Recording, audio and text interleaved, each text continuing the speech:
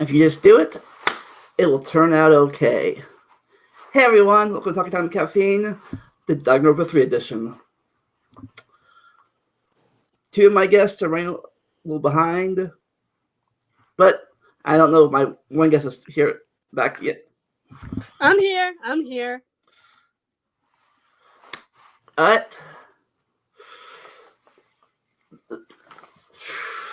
This is Vixen. Name not apply, of course.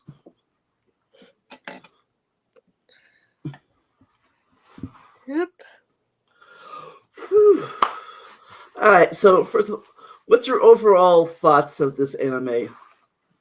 I mean, most people dislike it because it messes a lot with the franchise, and I get that. And yeah, it's far from perfect.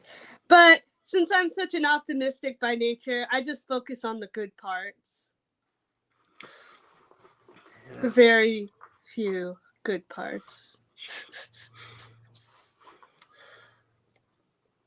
Yeah.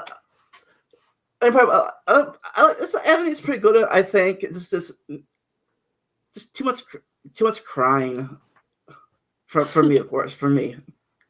Aww. Ain't that every Danganronpa entry though? True.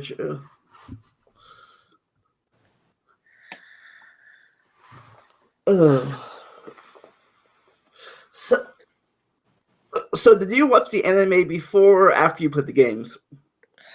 After. So by that point, I was caught up on everything. Danganronpa 2, Ultra Despair Girls. So I was really excited, and I watched it as it was coming out. So it was really fun. I just found this anime and this game literally like a year or two ago. So I'm catching up with it. Aw. Yeah. I would definitely not recommend binge watching. Well, I mean, you could probably binge watch Future Arc, but not Despair Arc. Yeah, you got some of these characters. You got to wonder like, who are these people? Like, if you don't watch the games first, like why am I investing? I mean, you still like to invest in them if you play the games too, then you really invest in these characters. Well, I mean, I definitely I like and respect the sentiment that the anime is specifically for people who have played the games. So it's not like how some anime are just solely created to get you to buy the games or the original source material. This is more of like a celebration. A very poorly planned celebration.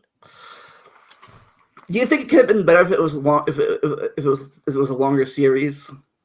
Yeah, but even then, I think there would still be problems because, I mean, that's inevitable because there's so much to condense from the games, let alone 3 games at this point.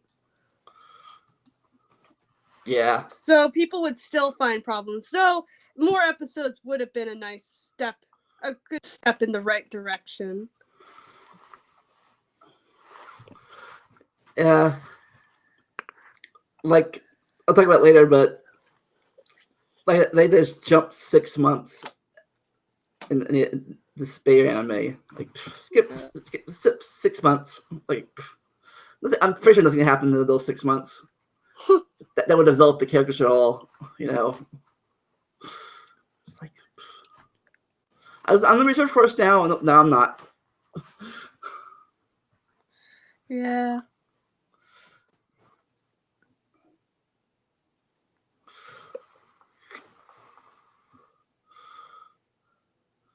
Right. So you guys want to talk while we're waiting for Jim? Anything else you want to talk about the anime? Your favorite part or anything like that? Your least favorite part? No, I just want to wait because I just was talking. Yeah. Well, I need something to keep the conversation going while we're waiting for her. Oh yeah. So I don't know. My favorite animal are my favorite animal is the fox. That's where my name comes from. Because I love foxes, and a female fox is called a vixen. Ah, Yeah, I did not know that. yeah.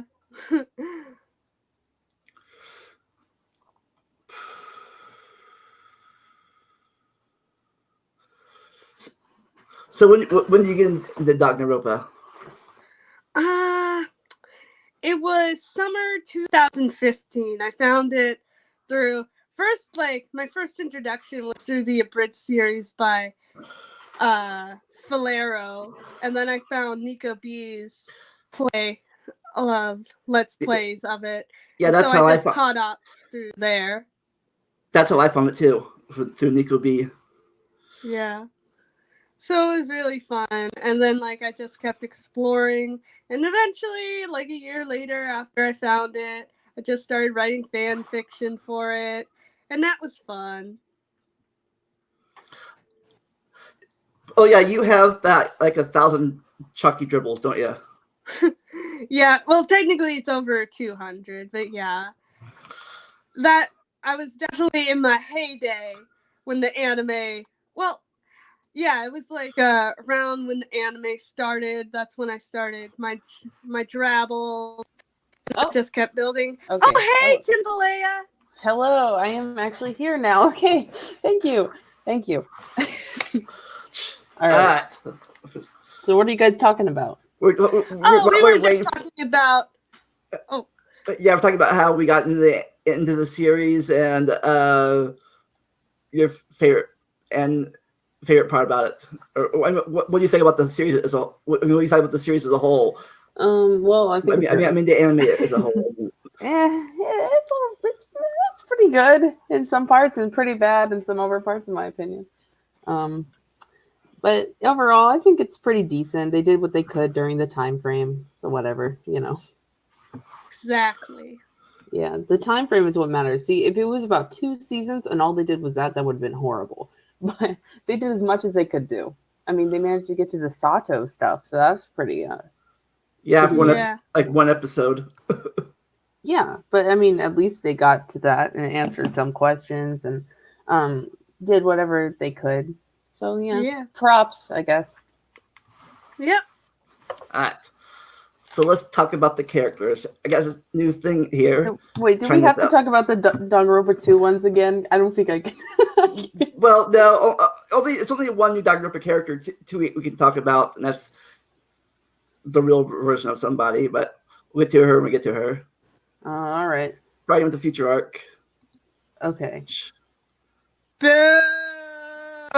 Yeah, the despair arc is so much better. Oh, Tank. Oh, wow. They actually show it on the screen. That is so cool. Oh, my gosh. Okay.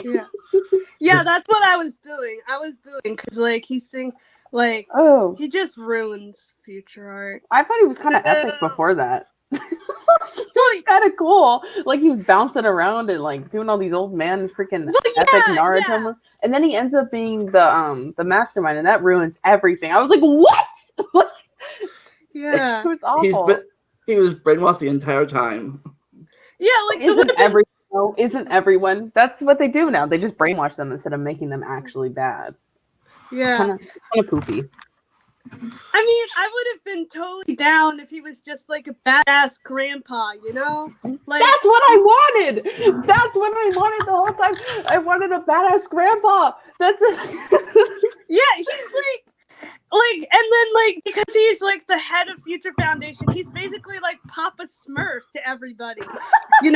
Like they're in the boardroom meeting and they're all squabbling and he's like, "Children, please calm down." Like that would have been so much more fun. But no, Mastermind just And weren't they being skeptical? They were like, "Well, he could be the mastermind." So you're thinking, "Oh, they're going to not do that and make the mastermind, I don't know, maybe a girl, because that's who the mastermind is." I'm just saying. And best masterminds are girls, just saying. And only masterminds except that dude. And then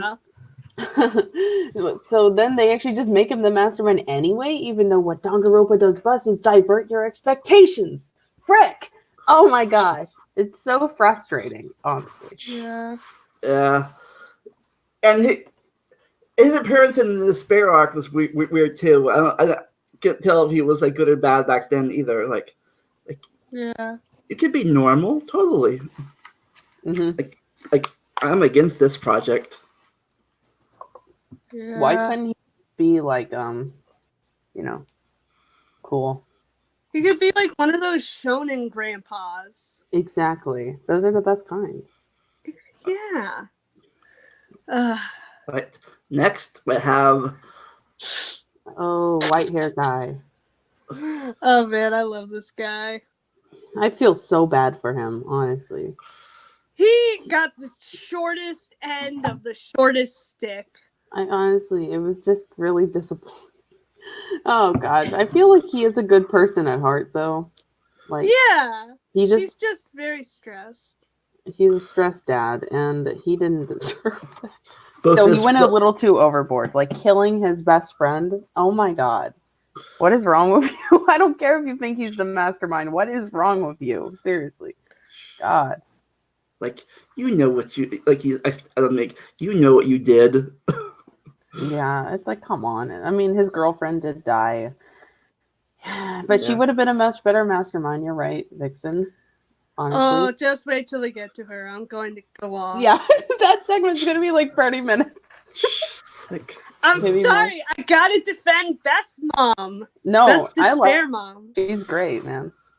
Yeah, well, and so I mean, while I do think Chisa could do better, I mean, he's still a pretty good guy, you know? I like to imagine she could do better.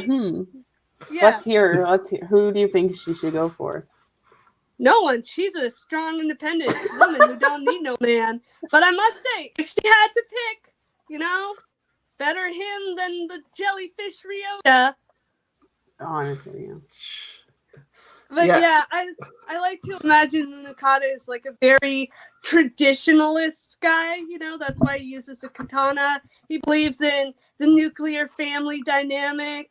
You know, he's very traditional, so all this chaos just like makes him so angry. Yeah, to be honest, I never really. Oh, sorry. Go ahead. So I also thought that the little trope was funny too. It says, "Call me by my first name." Like, no, thank you.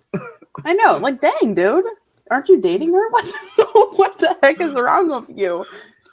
And also, like, it always seemed to me like I never even realized they were a couple until like much later. I was like, what? Like, they just never really seemed that good together, in my opinion. I don't know. That's just me. Maybe in a different setting it could work, but when you're dealing with the end times, you know, relationships kind of need to take a backseat. They never really end well. Juzo deserves better. Just gotta say that. Yeah, true. Next, we'll talk about our favorite drunk. Oh, Best uncle. He was freaking epic. I love that guy. Yeah, like he did not deserve that. Oh god. He had a solid character arc.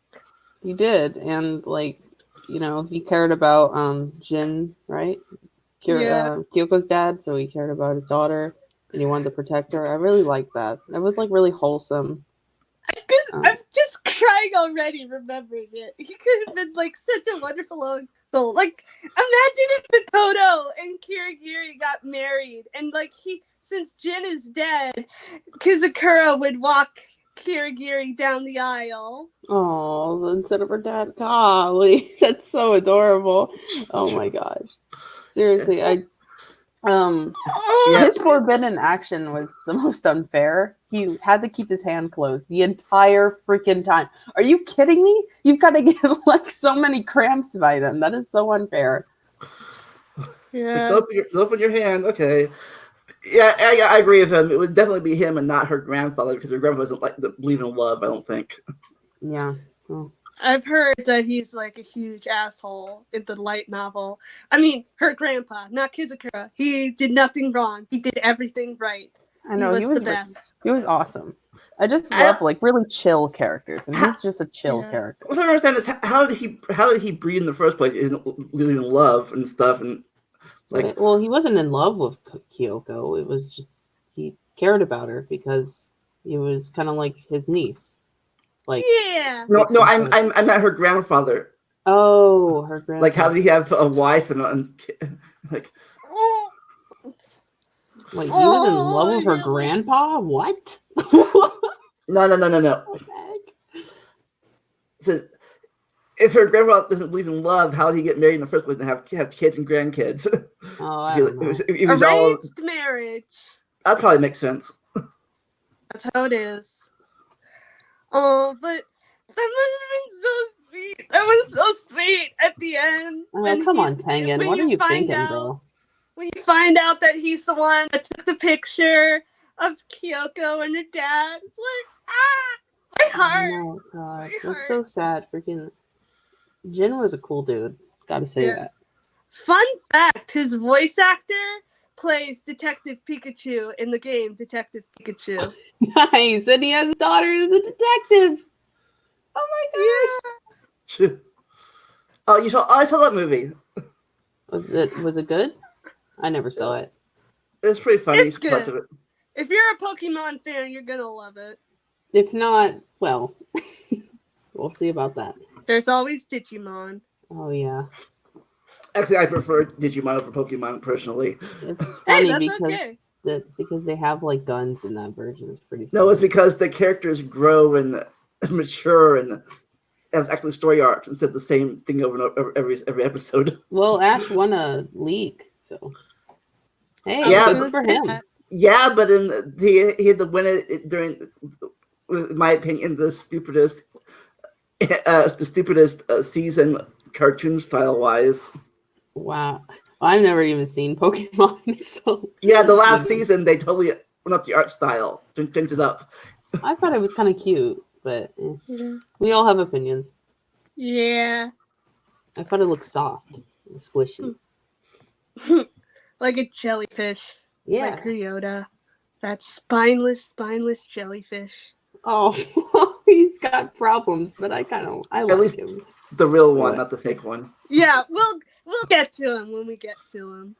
Next.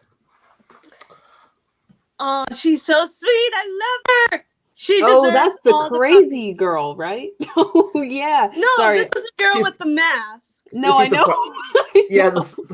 Well, she goes crazy. My favorite freaking part of the future arc, no matter how much it disappointed me, is she's like drinks that potion stuff and goes like, rah, rah, and she's like running down the hallway, and then Kyoichi is like, well, that happened. Well, that was a thing. Well, that was a thing. That's what I freaking laughed so hard at that. What was her thing again? Like a shadow, whatever. Yes. If someone steps in her shadow, she dies. I don't know really how they could. I don't know how they could track that. That was really good tracking. Cameras, I guess. See, it would have made sense if the mastermind was alive this whole time and watching everything. Yeah, instead it was just a guy fighting like, Munakata for like half of the show. And then he freaking just dies. Yeah. But Seiko, again, like, I think like her episode was really good. Because she just wants to make friends and everybody just keeps using her. I know, I felt really bad for her in the despair arc too, because she didn't deserve that. When it's not her fault. Nagito's luck messed everything up. I know, Nagito, I'm gonna kill you. Oh my gosh! Like, whoops, bag switched. Here, have some bombs. Oh, that would have been funny though if like she and Nagito were friends after. How did Nagito not get expelled for that? Didn't he just get like suspended? So he got suspended for blowing up a building. Oh my god! Well, I guess because I guess his luck came out, so we can't expel him because of his luck stuff. So let's just suspend him. I guess, but oh my gosh, dude, the people could have been killed. They might have. Yeah. Who knows? They could have been squished by a giant dog. Or a giant piece of rubble falling on him. Who knows? I think Vixen saw Nico B episodes, right? Mm-hmm. When he said because all this could have been avoided if you got the stuff yourself instead of letting them grab the bottles. I don't know. I think he kind of liked that it happened. And I don't know. I haven't seen the episode in a while, so because Everything still went according to plan. Like the end result he always was gets his way. That's yeah. But yeah, Seiko, good girl. I think she was a good character. She didn't. Yeah. She just kind of went overboard at the end, but I can understand why she did. She's been used her entire life, and now that Ruruka, she just basically betrays her. You can understand what she's feeling like. Yeah. So she couldn't eat the candy because of her medicine or whatever. I thought maybe it was the braces, but she could. No, she had an allergy. This thing where, sugar allergy or something like that. But she kept the candy this whole time. I know, she was a good friend. Like, he always helped her out, and then like Eureka, freaking idiot. Oh my god. Seriously. Yeah. Sometimes you just don't understand when you're in a bad friendship. I think she understood, but I don't know. Some people just want to use you and they don't appreciate you for who you are. I feel like Eureka did like her, though. She did love her. Like, she didn't really treat her well, or Yeah. I've had friendships like that, so yeah, me too. All right, here we go. Bam. Oh no. Are you sure you want to do this so early? I mean, I can wait, I guess. On top. Oh, I guess. I guess we wait for next. All right, let's wait for. Okay. Yeah. Okay. Sure? Because I will go off, and I just want to make sure, that we get everything out of the way. Because I'm just after Juzo! that. Oh my gosh! I love Juzo. Juzo's my favorite. You go off. Okay.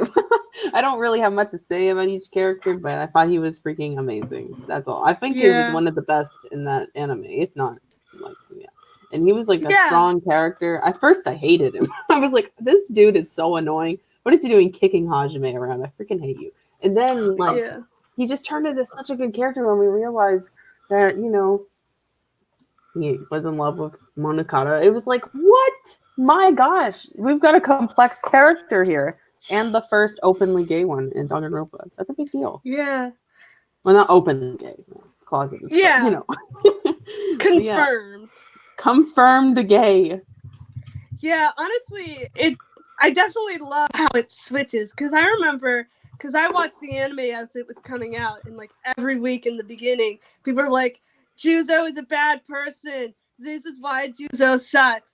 But then the moment we found out why, it made so much sense, and then he like totally redeemed himself. Like, that was a journey, man. I don't like when people like instantly like him because he's like gay or whatever. It's like, but I do like that he's like, you can see how he thinks and like how he works. That's how I saw it. Yeah, that's how I felt too. Because like, you understood that even though he was struggling with his feelings, he still loved Chisa. Like, she was his best friend, and he cared about her more than he cared about himself. Yeah, I like that reaction. He's Diamond said, "I'm not gonna give him up, even to you." she knew. I know you like him too. Yeah. I don't know. I mean, he's kind of like a blank slate. Like, what? I don't understand why they both love him so much, but okay. I like personality. It's the katana. It's very sexy. I told you, like, they could both do so much better, but he's not the worst option. No, I mean, he's pretty handsome, but that's strong. Cool, I guess.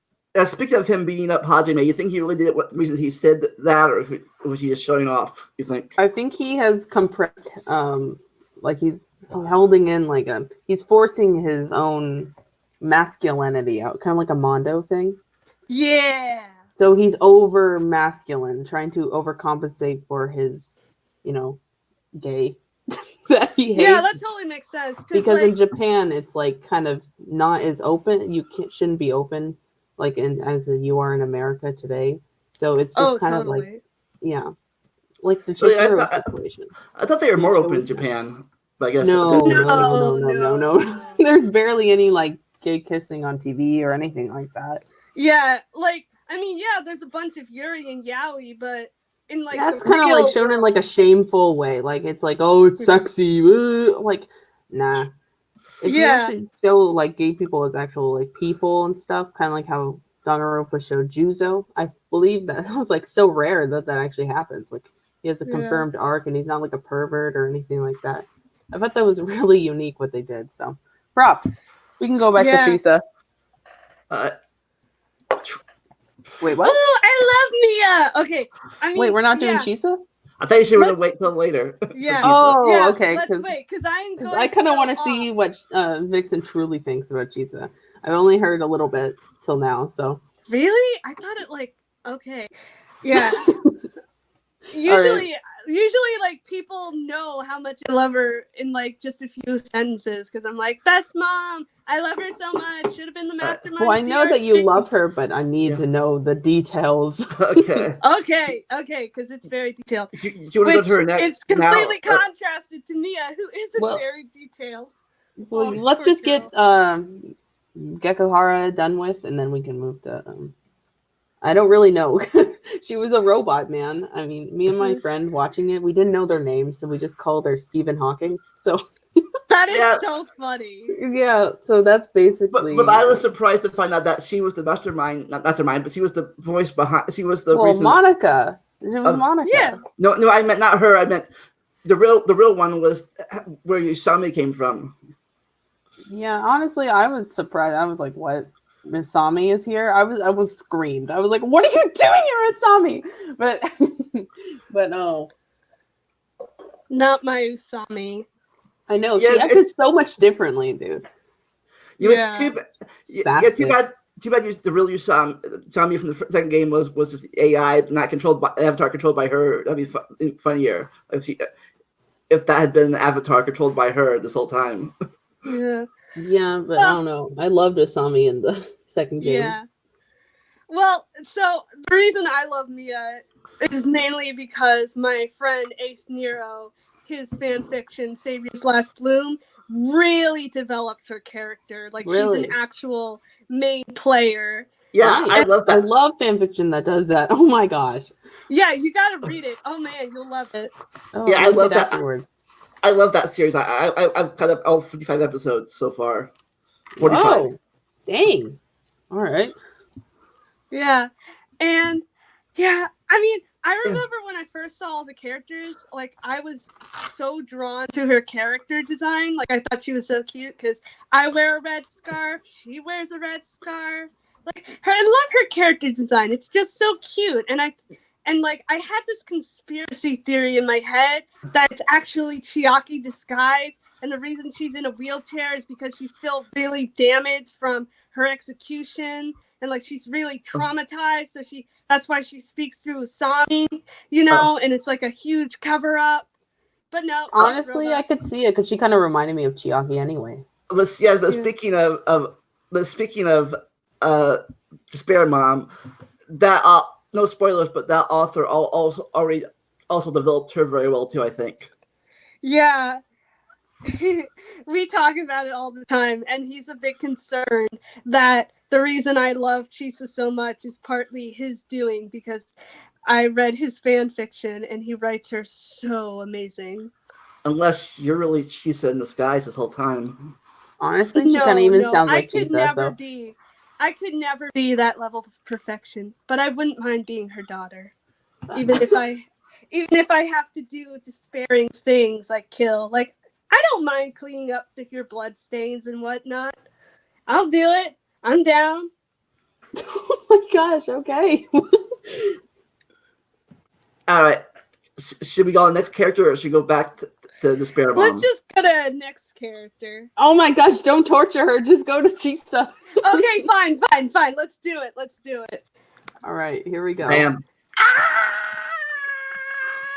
I love her so much. Best character ever. She deserves everything. I love her so much. And she died. Heck was that? I was so mad. Yeah, she deserved the world. No, she deserved the universe. She deserved the multiverse. Best Yeah. ever. I love her so much.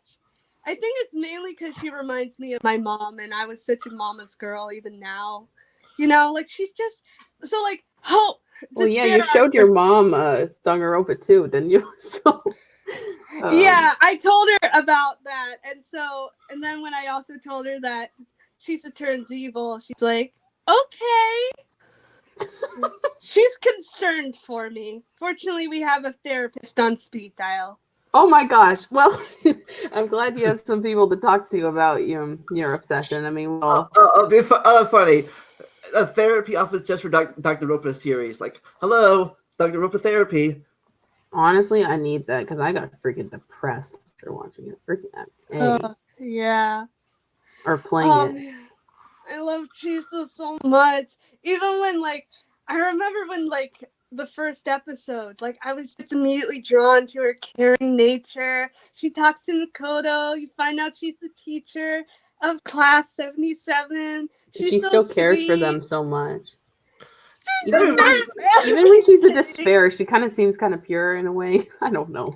No, I didn't know. No, because the thing is that she doesn't take Junko's shit. She doesn't. Yeah. She's not one of Junko's blind followers. I'm pretty sure they have an intense rivalry because it's they unlike hate each other. Well, unlike everyone else, just watched it. She had to literally lobotomize to watch the video. I know, that was awful. I felt horrible for her. I thought she was gonna die. I was like, what the heck? No, Queen. Yeah. Because that meant her will was that strong. They literally had to mess with her brain to get the thing to work. Yeah. Well, and so there's also I did a lot of research on lobotomy after that, and it's pretty messed up. So apparently, people who have been lobotomized, because back in early 1900s or something, they would use lobotomy as a treatment for paranoia, schizophrenia, things like that. And then you'd have a patient who has this reoccurring dream where they're being chased by dogs, and they're just always waking up in a cold sweat from it.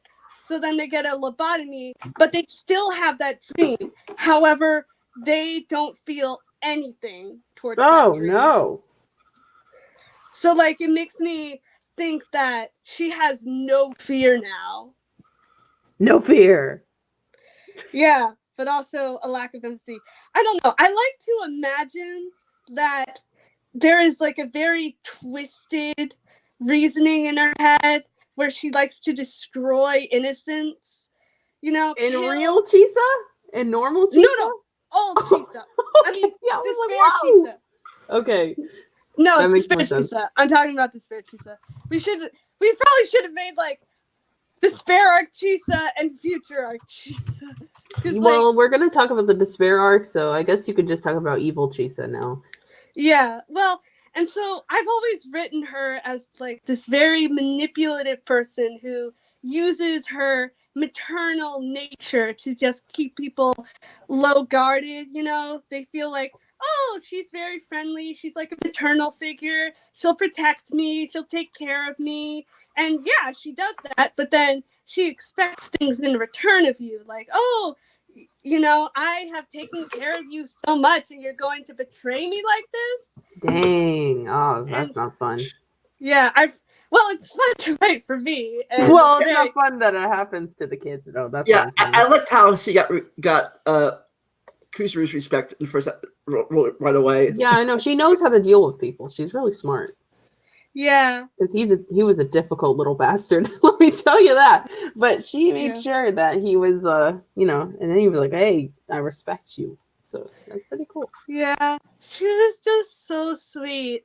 And, I think, because, this is kind of going into DR3 Chiaki, but I think that with DR3 Chiaki, she sort of lacked paternal and maternal love. So having Chisa as a maternal figure really inspired a lot of confidence in her. Oh my gosh, I didn't notice that before. Yeah, because Chiaki didn't have a mom. Oh my gosh, that's so smart. I didn't think of that. It makes the embrace then to death so much more terrible. Oh, that sucks. Oh my gosh, now I'm sad. Oh no. And if you haven't read did you make that? I forget. Did you make that Chisa thing or not? Which thing? I make a lot of Chisa things. On the Amio. Amino? Yeah. Oh yeah, the Despair arc rewrite where Chisa is the mastermind. Can you look that real fast? Yeah, she made that. That was amazing. Can you look down in the description real fast of the video so people can watch it? Yeah. Well, because I think it would have worked so much better because then there would be so much more drama. Because yeah, it would be predictable because it's like the first victim it turns out to be the mastermind, similar to the first game, but it would be so much. The stakes would be so much higher because this is someone we knew and love. Yeah, we knew her when she was good in the Despair arc. So seeing a much more twisted version of her now, it makes a greater impact. Whereas we didn't really know too much about what Tengen was doing before he was in Despair. We don't really care that he's in Despair. We're just like, okay, that's a thing. But when Chisa got lobotomized and then she killed Chiaki, that got everybody. Because it's like, no, mommy, no! Yeah, pretty messed up. Oh, that would have been really messed up too if instead the thing they watched the students watched their teacher kill Chiaki herself. But I think wait, hold on. Chisa killed her? I thought it was Junko Spears. That's but Chisa led Chiaki to the trap. Oh my gosh. Are you serious? I thought that was like a hallucination. I'm so stupid. no. The hallucination where she's like, welcome home, Chiaki. Yeah, no, that was a hallucination. But before, when Chisa is leading Chiaki to the elevator that's going to lead her to her doom. Chisa, what the heck? What the heck is wrong with you? Oh my god. She got lobotomized. And she's like, I like to imagine that she thought Chiaki was too precious and pure, that she was going to struggle so much in the new Despair world. So she was like, better to cut the flower when it's fully bloomed than to let it wither in agony. Wow, how poetic. Yeah, I do that a lot. Wow. If you want to read even more Despair Chisa, it's like she's one of the main antagonists of Despair Automata. Spoilers, but it's fun. Yeah, I'll link her story below if I can find it again. There's a reason I love writing her so much. It's because, unlike Junko, who's the pure embodiment of despair, Chisa is so much more personal. Yeah, she's like a mother gone bad. But not really, because she's not I don't know. She was lobotomized, so. Oh, your friend's here. Oh, hello. Hello. Oh, it's Nolan. Can you turn your mic up? You're a little hard to hear. Oh, okay. Wait. Hi, Nolan. Hi. We're talking about the best character ever. Better. By the way, is your webcam, Jim? Is your webcam broken? No, I don't know. I thought I looked sweaty today, so I just decided. Huh? What? It's gone. Oh, where did he go? No, he left, I guess. Oh, okay. What the heck? Say you're sweaty or whatever. No, I don't know. I need to take a shower, so I look kind of gross. So. It's okay. But I'll have a new face next time. It's funny because now that I'm in college, I have so many responsibilities to clean my dorm and everything. And so I think, what would Chisa do? And so I like to clean my dorm now, thinking that's what she would want me to do. And yay, she'd be so proud because she's the ultimate housekeeper. Yeah, I'll rewind. Yeah. Also, that's what I didn't realize that she wasn't that much older than the kids anyway. She was only a few years older than them. Well, she was a spy.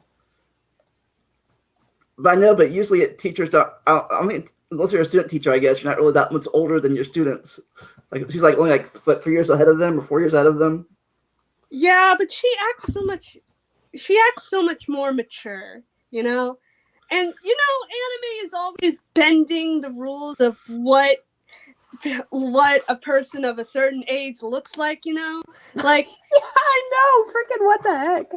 Yeah, so I'm just going to work it in my mind that she's like in her like late 20s, early 30s. Okay, don't mess with me. Yeah, they made her look super young. I'm like, dang, they should make her look a little older. You know, a little more mature. Oh man, she's just the best. I love her so much. Like, I'm not shy to admit it. She is the best, and I will defend it to my grave. I don't care. Junko's a bitch. Chisa's the best. I just like to imagine those two really, really hate each other's guts. Honestly. You want to give us a sneak peek of your thing that you made about her? What thing? Your rewrite of the Despair arc. Yeah, I sent it in. Or future arc. Or future arc, I meant. Well, I think it was a little bit of both. Wasn't it both? I thought it was Despair and Future Arc, but mostly Future Arc. I mean, I read it, so. Yeah, well, so like in that, she would be the mastermind and she would be watching the whole thing. So the way it works is that she got a body double to die at the beginning. And so this whole time she's been watching. So the death is based upon the level of innocence. So she goes the innocent to the least innocent. That's how she kills. So, like, of course, she kills the great Gozu because he's a precious boy. You deserve better. I know. But, like, she kills the innocent first. And then the more vile people get killed off because she's like, if you're vile, you deserve to live out in this agonizing world. Dang. Yeah. So who is the most vile? Munakata. Oh. So how come she didn't kill Makoto first then? Well, because the reason she doesn't kill Makoto is because she has this strange theory. Because, like, he reminds her so much of Chiaki, which is not a very good thing. Because if you remind her of Chiaki in the slightest, she will make your life a living hell. Because she just wants... Like, the way I imagine Despair, it's kind of like there is nothing more thrilling than your first kill. You know? Oh, like, no. Chiaki was this perfect, innocent little lamb that she sent to the slaughter, and no amount of killing children, browning babies, killing cats will get that feeling back. So it's like, the more somebody reminds her of Chiaki, the more she wants to just kill them in the most terrifying way. Like, I remember I wrote this one travel called A Softer Despair, where she finds this cute little kitten that has like the same colored fur as Chiaki, and she nurses it back to health off the streets. She even gives the little kitten her ribbon that she used to wear. Oh and, my like, god, this is awful. I hate this. I hate this. Oh my god. This is not. Yeah. Okay, I'm back. Oh god. Hello. Hi. Yeah, so that cat dies. What are you talking about? Oh, I'm talking about a Drabble where Chisa kills a cat because it reminds her of Chiaki. We're talking about Chisa, teacher, right now. That's like your worst fear. I know. Oh my god. What's my worst fear? She hates animals being hurt. Oh yeah, I hate animal death. Oh, I'm so sorry. No, it's fine. I've dealt with a lot of it, so I'm good. But yeah. You're writing a script about it. I already finished. Anyway. Really? Why are you getting excited? Yeah. It was something for school. It was it's about Laika, the space dog. Have you heard of that? Oh yeah, that's sad. That's very sad. Very sad. Yeah. I write so many sad, messed up travels about Despair Chisa, like the Pied Piper. Oh man, that one's a rough one. Oh, that sounds terrifying. Oh my gosh. Yeah, the Pied Piper is already kind of terrifying. So. Well, yeah. I have like all these messed up headcanons about Despair Chisa to make her the most terrifying character in all of Danganronpa. Like, she eats the hearts of children. Are you serious? What the heck is that? So have you ever read about non-Despair Chisa at all? Oh yeah, no, totally. I've written a lot of like fluffy fluffy travels where like she adopts Chiaki because like Chiaki's real parents are bad. Although there's also that one Chiaki's dad is travel. okay, but There's also that one travel where Chisa goes to meet Chiaki's single mom after she's dead, and then Chisa's like, "You were a terrible mother," and kills Chiaki's mom. Whoa! Whoa, what? That took a dark turn. Yeah, I told you, I've written a lot of dark stuff about. I know Chisa. you really wouldn't expect it because Why do you like torturing Chisa so much? she loves Chisa. So Yeah. I what's just your want my despair mom to be the best, like no one ever was. Junko can eat shit. Honestly, The first thing I noticed about Chisa, when I watched it was she runs really weirdly. Well, yeah, she runs to skip. She runs with like her arms like, up like weirdly, and her legs go. She has like knee-high legs, like. Well, yeah, it's to give her like that cute look, you know. She wants it was cute, but it was just like the apocalypse going on, and she's just running around like that. It's just funny. Well, yeah, because she's playing the innocent. She's playing the innocent airhead, you know, trying to make Munakata think he's the big, strong man protecting her, when really she's just pulling the strings. Dang.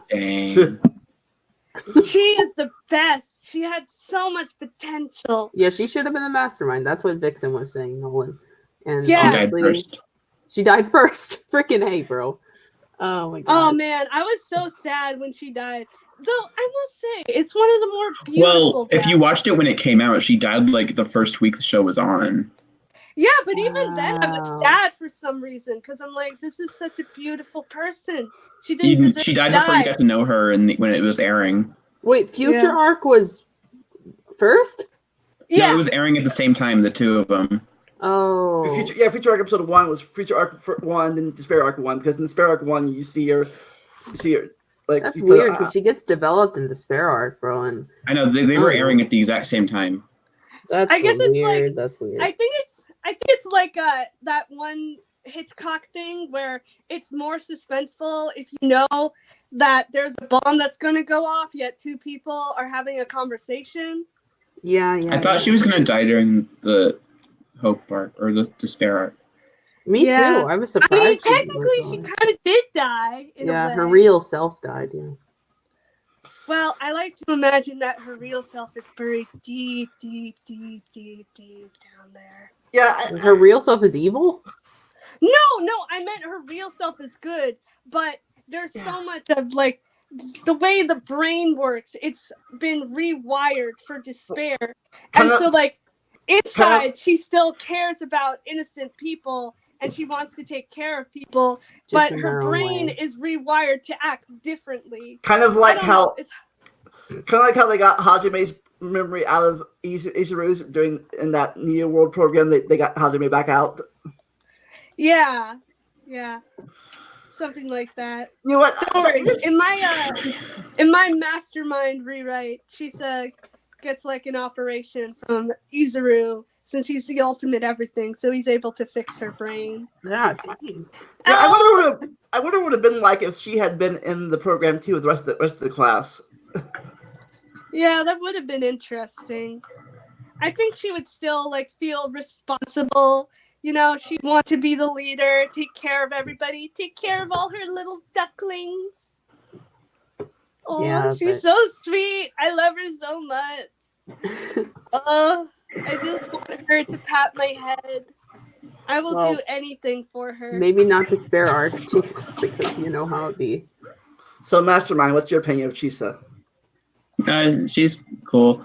I mean, yeah, she's like kind of like just adult. She's kind of like adult Chiaki in a way. Yeah. The way she's written. Well, what do you mean? I don't understand. No, because Chiaki's an introvert. That's the main difference. I know, but anime Chiaki was written way differently than game Chiaki. Yeah, I don't know. I didn't really like that. But oh well. I like them both, but they just didn't seem like the same character to me. Yeah. You want to go to the next character now? Sure. Okay. I'll still find a way to keep talking about her through this stream. She's going to come back. I'm so excited. Probably everything's connected to Chisa, probably. Next character is. Oh, this bitch. Oh yeah, fluffy jacket girl. Yes. Oh, her. Oh yeah. Okay. Yeah. The I You know loved her what? design though. It was super cute. Her design Like- is so cute. Like I'm gonna cheat in my content. Even though I make the best pastries of all time, I'm gonna cheat anyways. Yeah, I mean, I don't know. She was a bad person, but I kind of liked her. I mean, I like kind of But You really, like damage. I like damaged characters, so that's my thing. Yeah, I no, like she's fixing them. interesting. She's not Interesting a death. I guess we should probably talk about the blacksmith along with her because there's nothing really to talk about with him besides with her. well, Yeah. he I was even next on my- forgot his name, bro. That's his name, I think. Yeah. I'm sorry. Tsundere. Yeah, he was next on my list. Yeah, Yeah, we should probably just combine them because he doesn't have a character outside of her. Yeah, he's like her dog. Like Her I cat know, dog. and she used him too. it's funny. Yeah. He talked like a No. dog, more like a 3-year-old. Talked like delicious, or how you said it. Delicious. Delicious. Yeah, Oh, Like- that's like na- cute that he like- lays his. Like spaghetti. thing. I mean, liked her too much though. I mean, for Honestly, he the part died of the for- anime, like I don't know, the whole like pharmacist, like her and the pharmacist and the blacksmith, their trio didn't really seem like it needed to be there, in my opinion. Like it was just kind of added on. It didn't really contribute. I thought anything. that Kyosuke, Juzo, and Chisa were a good trio though. I like them. Best. Yeah, Yes. I like them. I think, Yeah. but this little trio, like we already have Makoto, Kyoko, Byakuya. We don't need another. Yeah, I don't and know, also I just- Hina, she was there too. Oh yeah, Yeah. Hina And to run Hero was around. just wild right there, freaking running around. like a Hero is my maniac. favorite character in the whole anime. Yeah. Well, you Okay, nuts. that's your opinion. No, it's just not funny. the- He's always just running. He's just running from a chopper in the whole anime. He's not really a good character in the game, but in the anime, he was pretty funny. So do you think he Yeah. was just with her for the food, or do you actually like her? I No, think he he actually liked loved her. her. Yeah. Right. Yeah. Oh man, I bet he had like a puppy love crush on her when she was little. Like when they were both little. You know how like some boys when they're little and they have a crush on a cute girl and they're like, "Hey, I think you're really cool. I like you a lot." Maybe Maybe we we should could go hang out or out. something. Yeah. Though it would be a bit like dark if like she got him hooked. If like she was using drugs on her sweets even when she was a What? child. And then like that would be very dark. Where would she get them from? She's got a dealer, man. Her pharmacy friend. Yeah. Scott Oh, pharmacy man. friend. Oh, but you know, I bet you the reason Veruca's name is Veruca, I feel like that's like a reference to Veruca Salt, that girl from Charlie and the Chocolate Factory who's like, I want it now. Oh, yeah. I didn't think about Probably. Not that. confirmed, but I have like a suspicion. She certainly reminds me of Veruca Salt. Or maybe that's her Definitely. Veruca's her mommy. I don't think any man would put up with that woman. She freaking died, Baruka or whatever, from Charlie and Chocolate No, she Factory. did- she didn't- I know, she fell down a freaking hole. Dang. In the original movie, they never showed that they're okay. In the remake, they showed that they're okay. In the movie, they just never acknowledged them ever again. No, that kind of makes Either it better. nor in the book. In the Yeah. book, it's Tim Burton version. Like, It's implied they died in the book. He and was the movie, definitely the a first serial movie. killer. Definitely. they're in the kids. candy. They're part of the candy now. Oh, Oh my Chisa should run a chocolate factory. Then she can murder kids at twice the What? speed. No! What? Come What? with me, and you'll be. She would be a good in Willy the Wonka, world though. of pure Good. imagination. I should Our run a our travel almonds trailer. are our nuts and almonds are child bones. Oh my god. This is really dark. Oh my god. Yeah. Oh man. All right. I won't lie. I have very dark thoughts, fictional thoughts. Don't worry, I don't apply this stuff to the real world. Though sometimes I tell people that I like blood, and they're worried Oh my that I'm God. possibly a serial killer, What? it's not my fault, okay? I grew up like around the hospital, so I'm very familiar with blood, and I just like the way it shines. I would not hurt a person. What the heck are you? Serial killer. I'm not a serial killer, although some would argue that I'm just as charming as a serial killer. Well, I mean, I don't know. I gotta say, you make a good villain in like a TV show, not a real life villain. Oh yeah. Well, technically in elementary school, I was basically Monica, using my pitiful child status to manipulate all the teachers, all the students. Nobody could cross me. If anybody mentioned that my eyes looked weird, they would be called out by the teachers. Why would they mention if your eyes look weird? That's just mean. Because she has anime eyes. Why would they? Did you have anime eyes? Is that why they? Oh no, I'm craniofacial, so my eyes look weird. It's basically, it just makes my skull form differently. So I'm also deaf. I can't smell. You know, Wait. I got all this stuff going on, but it's okay. It got better. What? Wait, you're deaf? How? You're deaf? Yeah, I just have a really good hearing aid because it's a bone conduction hearing aid. So Oh, right wow. now, I'm listening to the stream through Bluetooth. It goes right to my hearing aid, and it is the crispest sound. Oh my gosh, that's Can you awesome. hear like when normal people? Yeah, like my hearing aid is really, really good. Though if I Thank take God my, for that. Yeah, though if I take my hearing aid out, I shout a lot because I'm like, what? Wow, I well, can only that's hear like certain pitches when my hearing aid off. And you can't It's great smell? for going to sleep. Yeah, for some reason, just born without sense of smell. Though everybody helps in tells me some that is a great situations. blessing. So can you taste that? What taste? Smell and taste are connected, or do you still taste or not? She's still Yeah, tastes. of course you can taste. taste. I taste, but I think that because I can't smell, there are certain things I don't like to eat. Like if it's a food based upon a certain scent, like chocolate, I don't like chocolate. I don't So like you chocolate doesn't smell either. like anything. So you wouldn't like Ruka's stuff then? That would actually help me because most of the things I don't like eating, I think, is the smell.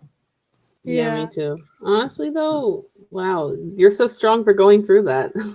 So, Aw, you know. thanks. Speaking Yeah, of, it's not. Well, I mean, it probably doesn't even. She doesn't even know what it's like without it. So it's No, like, I'm talking about the hearing Yeah. stuff. You know, it's like Oh, yeah. growing up, like, you know, saying people Yeah. saying mean things to you. You know, it's just Oh a lot no, to deal I've with. never. I have never had like anyone really bully me. If anything, Oh, really? my life I thought my you life did. is so much better because of the way I've been born. You know, I feel like an anime protagonist. I feel like I've everyone treats you overcome- like you're special, like you're important. Oh speaking gosh, Yeah. well, I didn't mean to do that. Oops, I'm Oh, sorry. no, it's okay. Yeah. No, it's totally But- fine. I'm used to it.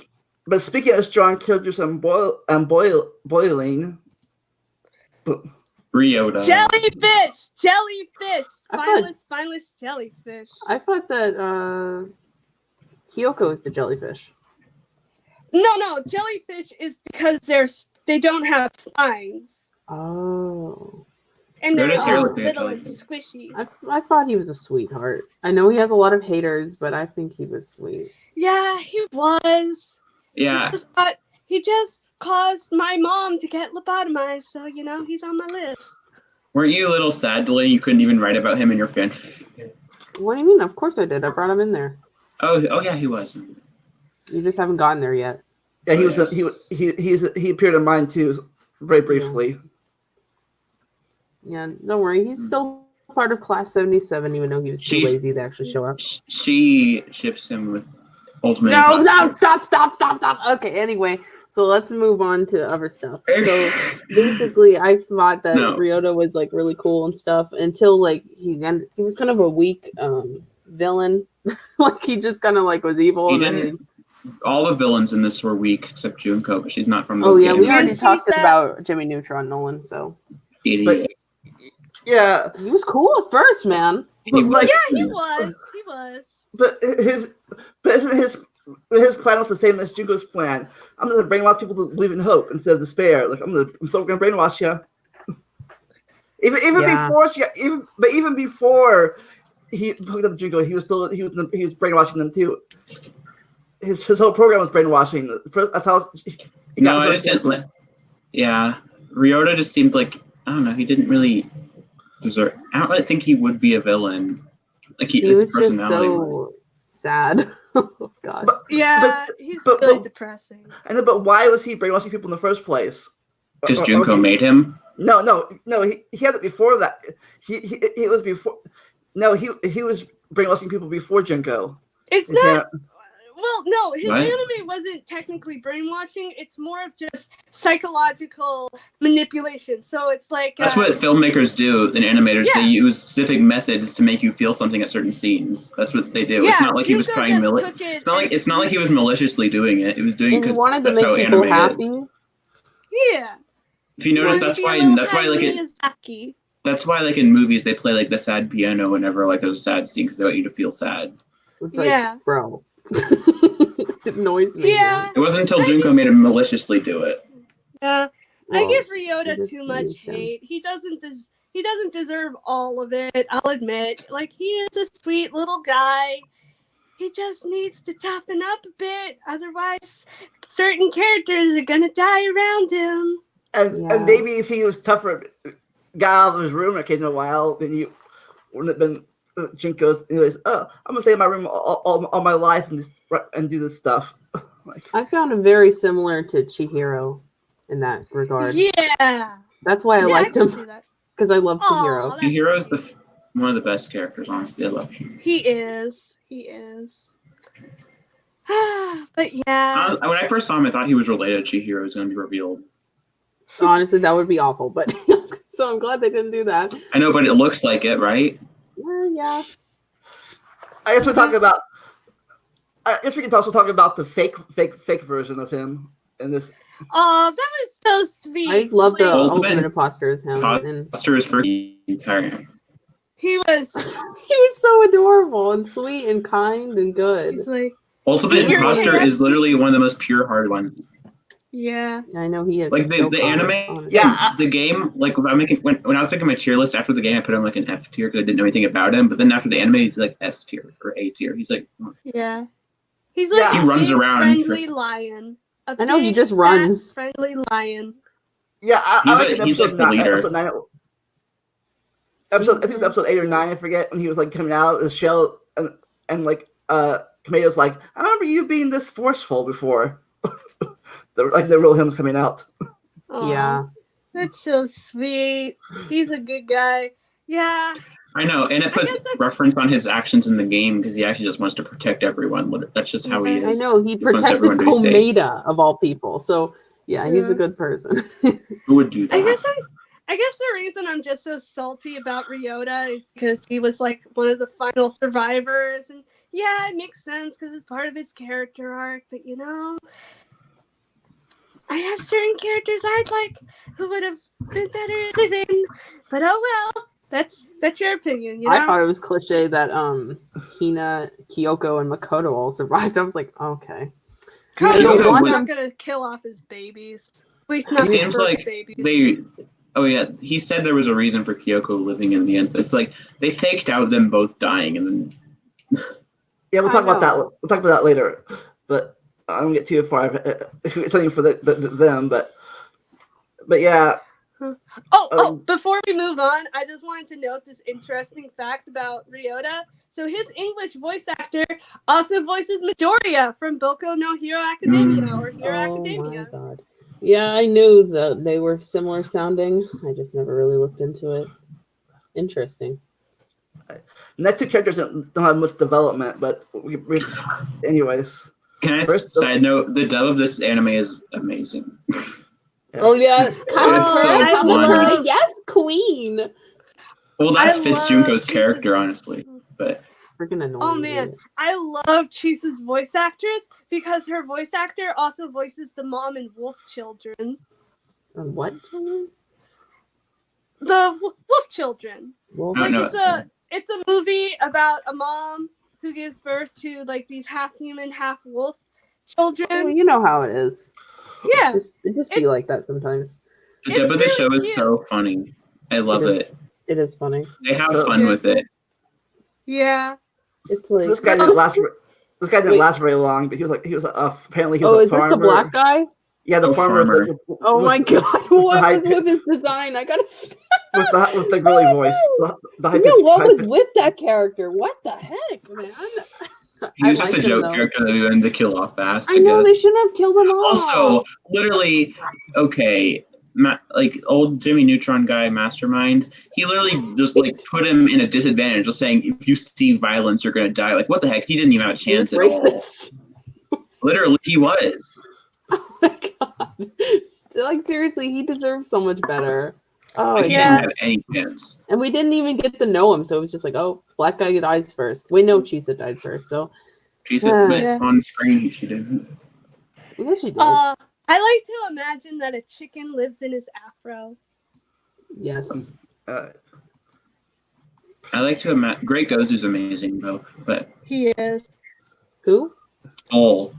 Oh, Bull. Yeah, he was the wrestler. He was the wrestler. Yeah, he was awesome. I freaking love that guy. Like he's tough as usual. Like I'll beat you up, beat him up again. I'll beat you up. You know how I am with big, strong characters, and of course he had to die. So yeah, I'm upset over this that. This anime was super weird. The character designs. Why was there just a bull guy? Like, what? Well, he was a wrestler. I know, but it wasn't explained in the show really. And also, why is he just showing up as a bull guy? Like the show's over, guy. You could take off the mask. Like seriously. Like I guess he's like a luchador. Never take the mask off. No, I like how he just wore a professional looking suit and then just bull mask. It gives him confidence, you know. It's like Lionel and his blanket. He seemed kind of shy. Yeah. Yeah, of course he deserved better. The characters that deserve the most, they usually don't get anything in Danganronpa. So, you know and how unlike it is. the characters from the games, he'll never get anything more of him. Oh dang it! Oh, I love Kirigiri's outfit in this anime. She looks so good. Well, Kyoko, she was kind of this. She wasn't as cold as she was in the game. I was disappointed by that.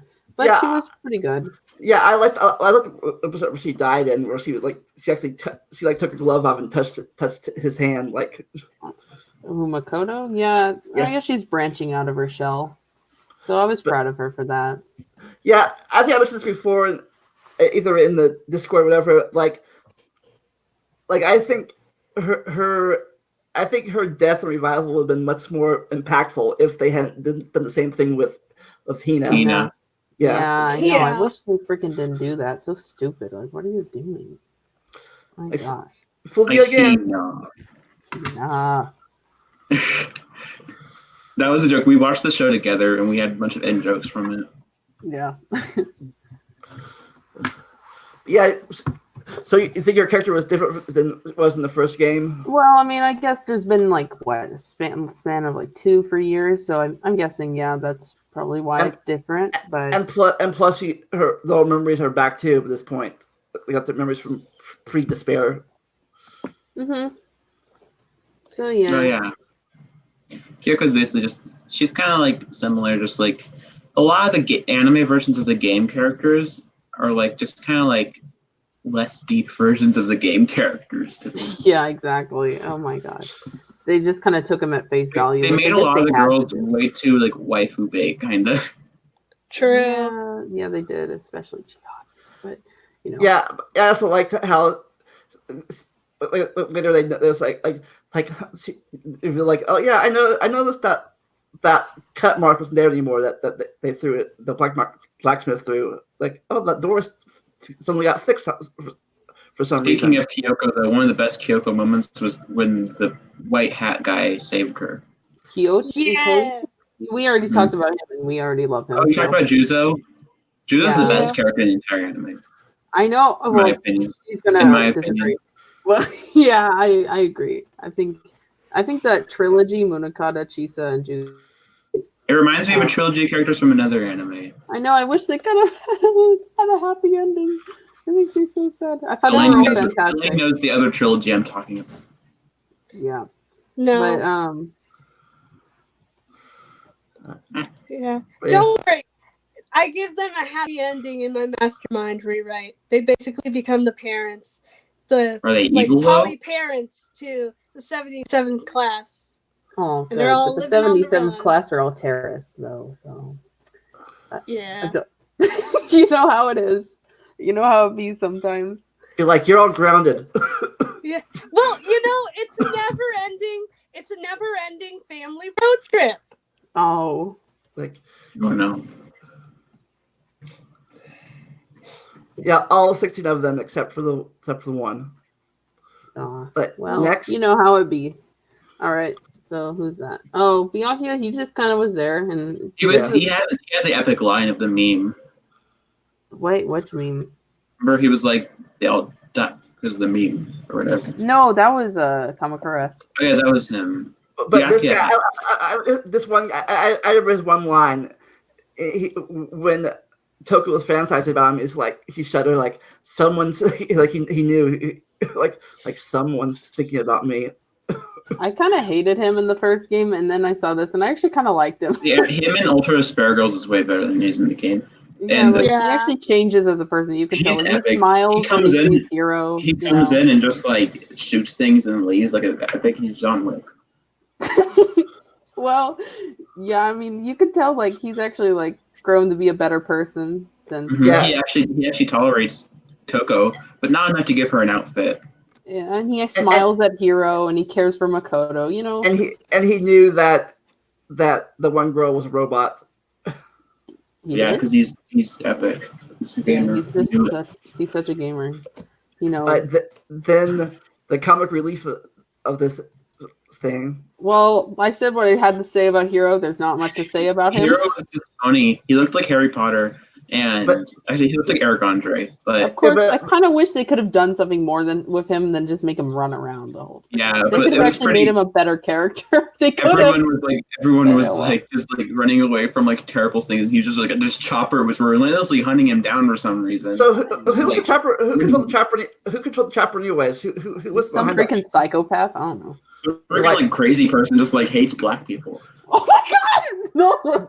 Like was it the mastermind trying to kill him or somebody else? Somebody else. It was Jimmy Neutron, mastermind guy. He really was racist. Oh my god. Oh, that's bad. That's bad. Okay, moving. I on. mean, he does look like the Colonel, so. Colonel Sanders. Colonel Sanders Yeah. is racist. Oh no. Well, like this, like the stereotypical Southern racist.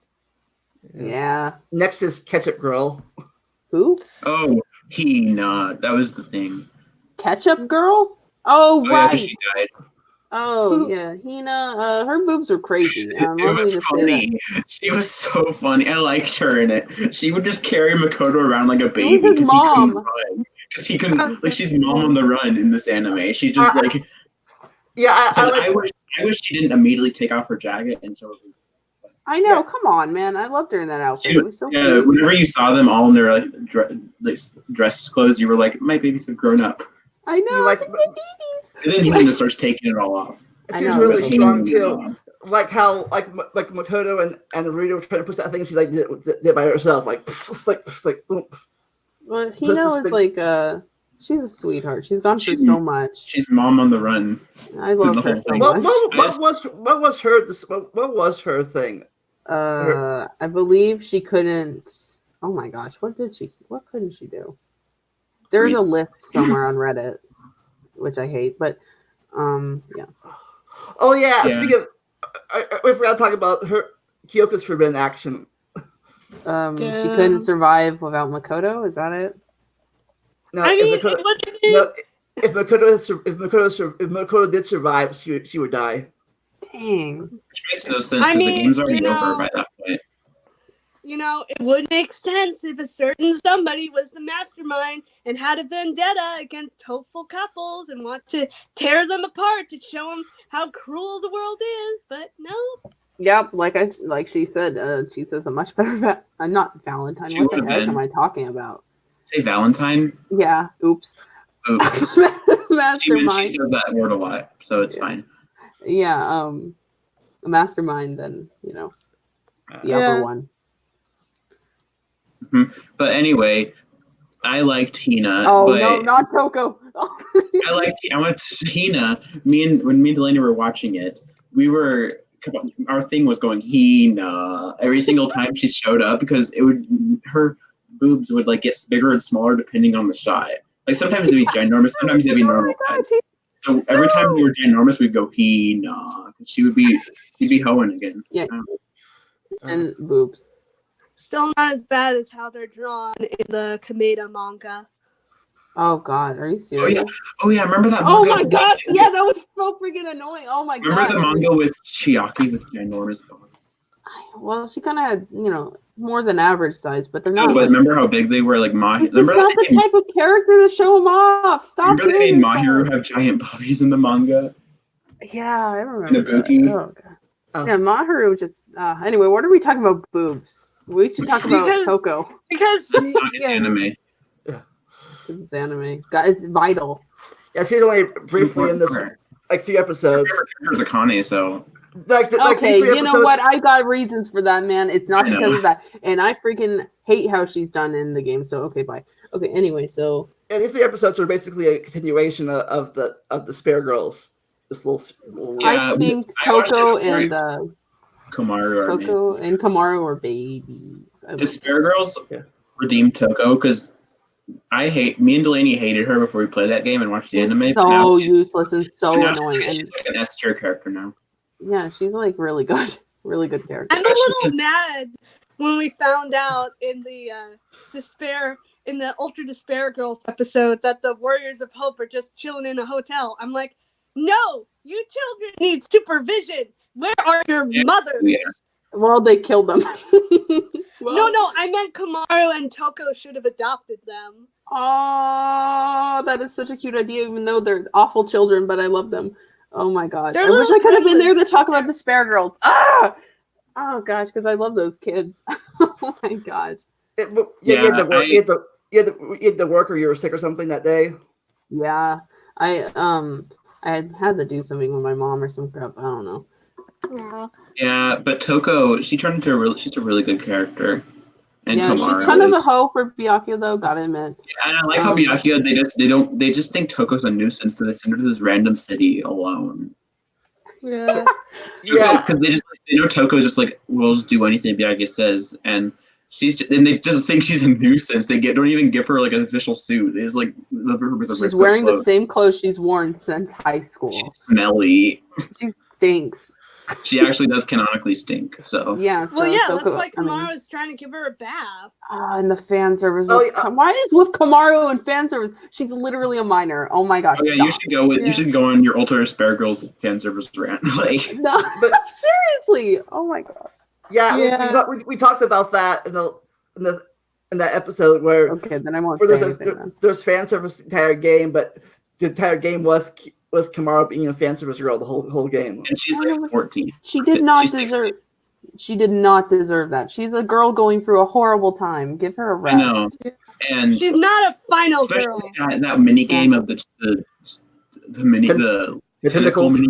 Oh, that was so disgusting. I felt so uncomfortable playing that. I was like, "Are you kidding me, Japan? Are you?" And then where she was fighting Toko and they cut off her clothes until she was in her underwear.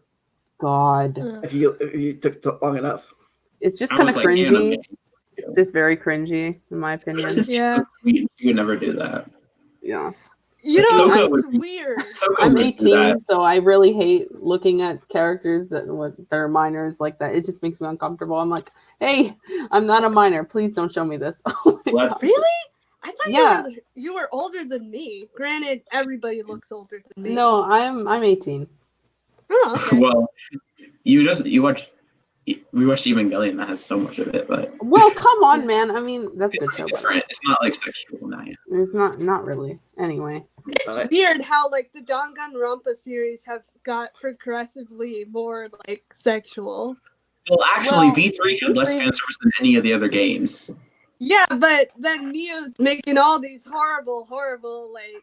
Well, that's like jokes, but like actually, like the fan service scene in that game was really tame compared to the other two. Yeah, true.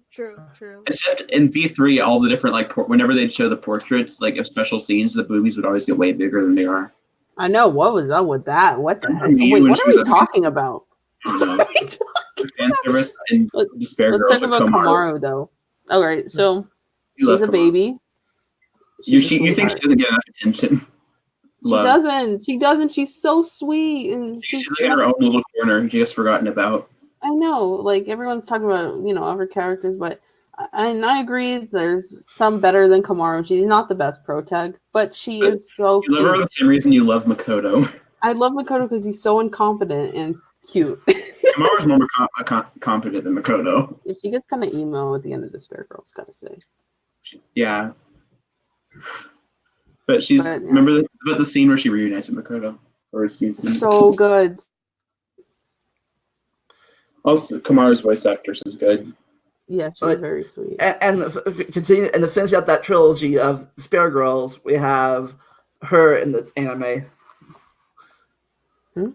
Oh, Monica, you hate Monica. Oh God, I was like this hoe, and I didn't even play Despair Girls when I watched. Then after you play Despair Girls, you're like, I hate Monica. So you played Despair Girls after you watched the anime, then? I did, yes. And then now I'm totally engrossed in all the Dangan lore. I'm like, yes, I know everything now. So, yeah. Oh, my soul sister, Monica. Monica is crazy, dude. But I liked her. Crazy. Well, I liked her how after she was raised a little bit like Kameda's like, nope, not doing that anymore. like when we were watching the anime, when she was like being in the wheelchair and stuff, we called her Stephen Hawking because we didn't. No. That's not. No, that's Gakahara. We called Gakahara Stephen Hawking. She looks the same though. Yeah, no, she doesn't. What are you talking about? Big fan. Yeah. I mean, at first I was really disappointed that Monica just yeeted herself into space. Yeah, what the heck was that? Have you realized? Oh, you can keep going, but yeah. Well, I was saying because she had so much potential, because she was a really great antagonist in Ultra Despair Girls, really manipulative, controlling. She is a great character, I gotta say. She's up there. She could be her protege, But I was very disappointed at the beginning when we find out she yeets herself into space. Like, no, I'm not getting into all. Have you noticed the anime brings in a lot of things that the anime is much more like fantasy. There's so much more like fantasy in it than like games everywhere. The games are kind of set in reality most of the part.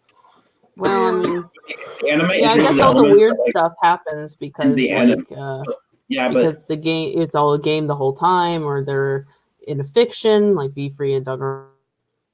But I guess they are pretty set in reality. But in the anime, it's like there's just weird people and crazy girls going to space and living. That's more science fiction than fantasy. I know, but it's unrealistic elements. Yes, he still had her Monokuma army. Yeah. Yep. They are dancing. I hate the Monokuma voice in the anime. I know. Ew. Didn't the guy wasn't the original actor died by that point or something? No, he's still alive. He was there for the anime just changes some of the voice actors randomly. They keep the good Hajime and Chiaki in them and Nagito, but then they change Ibuki and Peko to awful voice actors. Way worse than their Ibuki and Peko were awful. Their voices anyway. They were bad. What happened? And Monokuma's voice in the anime has always been awful. Yeah. I hate it so much. Kind of like a chain smoker. It's it's whoa. Yeah. Oh my god. I was a bit disappointed too because they didn't bring Kamaro's voice actors from the game on. They brought it from. Oh yeah. Because I didn't even notice that guy. I didn't play the game yet. Well, because I think what they did was they were seeing it as a spirit. They were seeing it as a sequel to the 2013 anime, so that's where they got their voice actors from. Oh, so God. They wanted to keep it in line. No, with that. I don't understand why they changed some of the Danganronpa 2 voice actors though, but they kept some of the other ones. Some of them were just busy. Maybe because they kept Akane and Nekomaru. No, they didn't. Oh wait, no, they didn't. They kept Sonya. I mean, they kept Nekomaru, not Akane. They kept Sonya. I'm so glad they kept Sonya. I love her. And Mahiru is the same, I think. Yeah, Mahiru is the same. But the ones they got replaced them were awful. Hiyoko is the same character, but yeah. So what do you think about her motivation from the game, the anime, Monica? It's she looks like wasn't as Honestly, ruthless. I don't really remember her being in there. I just remember her kind of like farting around and leaving. So Yeah, the anime was very weird. I watched it before I played Ultra Sparkle, so I didn't understand that episode very much. yeah, that's what I said. Besides, Toko had a gun, and that was amazing. Well, basically, she did that. Then she's like, "I quit." It's like she's talking about Kameda's like I don't want to end up like that guy. I mean, I Yeah, think that's kind Mario. of funny. Like, there are a lot worse ways you could have pulled that off. And Monica just eating herself into space because she doesn't want to be crazy like Nagito. That's understandable. honestly, kind of valid. Gonna have to agree with her right there. Yeah, it was kind of a logical decision, but she already is crazy, so it's not logical anymore. Well, you know, Joker. Anyway, Next, the two main characters of the series, and my thumbnails feature our main character. Makoto. he's a I baby. love that Makoto. boy. He's a little chungus. I love my little fungus. I love Makoto so much. You I think he didn't would like him that much. I didn't even like him that much when I played the game, but then after I played the game, after I watched the show and everything else, when I started thinking about Makoto, I was just like, he's so incompetent. I love him. I know he's such a weirdo. I love him. He's So you think he was the It's same? You think his character was the same from the game to Yup. the anime? Pretty much. He's just incompetent.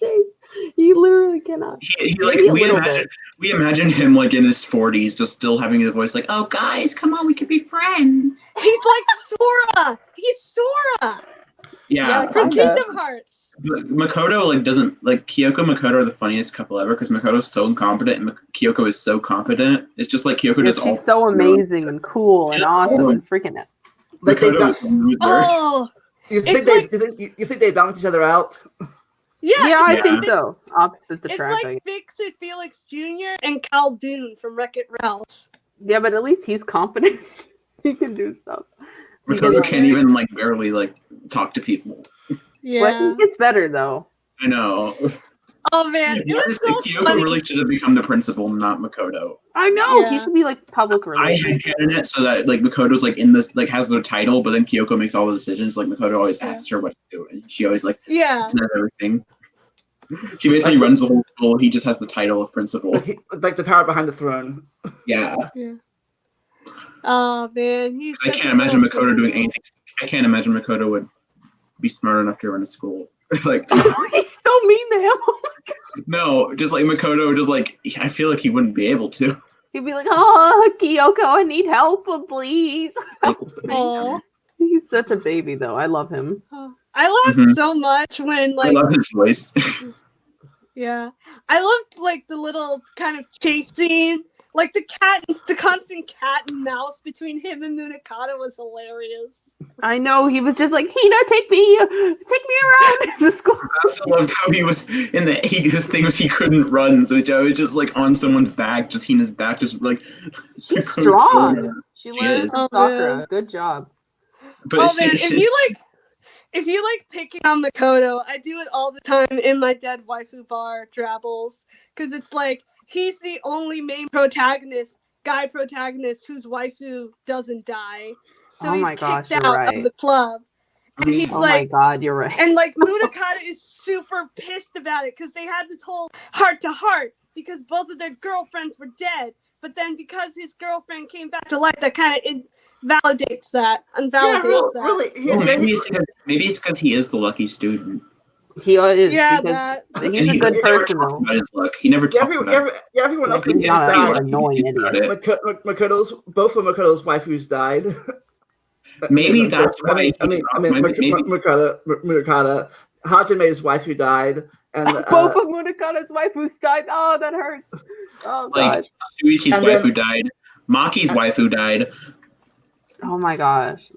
Don't count the ones from DR2 though, because they're all alive, so it's good. Not Chiaki. Well, except Hajime, you can count him. Nekomaru maybe isn't, but Okay, you know what? You can shut up. Anyway, But yeah, so well, we- I'm actually going to be. I might be writing like a Halloween edition to my Dead Waifu Bar gang. So it's like Shuichi, Hajime, and Munakata, and it's Maybe- like Luigi's mansion, where Shuichi wins a mansion, and they go there, and so their dead girlfriends are trying to spook them, but then turns out Junko interferes with the spooking, so that should be fun. Oh, I don't think You know Chiaki. She want to spook Hajime. I don't know. I was thinking, what if the reason Makoto has like randomly gotten into like such like powerful positions, even though he's so incompetent, because he is the ultimate lucky student. Oh yeah, no, totally. Mom. Oh my god. Well, that's how he You got can into turn school your in the mic first off. place. Did you ever read that short story about Makoto's how he got into school in the first place? His bad day. Mm-mm. I've heard I know of it it. was a raffle. Yeah, but I think summary. Yeah, he was. They sent the letter out. Somebody else had won it first. But then during his mess up, he actually set. Okay, sorry. I'm He back. actually set the mill on fire, and the thing got burned up. So he won the next day. They That sounds redid like it. something Nagito would do, not Makoto. Nagito Oh, is more man. like Makoto's luck is like happy luck. Nagito's luck is like destructive luck. Well, it's not. Well- it's good for him. It's good for Nagito. Well, my friend described it as Makoto's luck, like the fortune comes in time, whereas Kameda's luck is instantaneous. And Makoto's luck doesn't hurt other people usually. Yeah. Yeah, it usually Like just hurts Makoto's itself. like Makoto's luck saved Kyoko, but Nagito's luck saves himself from everything. Oh Probably my because gosh. because of the ideologies. Nagito is such a selfless person. Makoto Kind of is like not. when Junko threw that wrench at him and he slipped on that piece of paper. Yeah. Oh Mhm. man, he's such a good little egg boy. Seriously, he is just a love really him so good much. person. He is. I make fun of him, but he's so I guess sweet. that's the difference between Makoto and Nagito. Makoto is not selfish, but Nagito is. That's the difference. He's selfless. Yeah. Yeah. Right. He's a little humble egg. Well, I mean, Nagito pretends that he's like says that he's selfless, like he cares about the others. That's and what all. annoys me about Here's him. a link to the short story I sent you in the chat. Huh? Cool. Nice. What short story? Makoto's bad day. Oh, okay.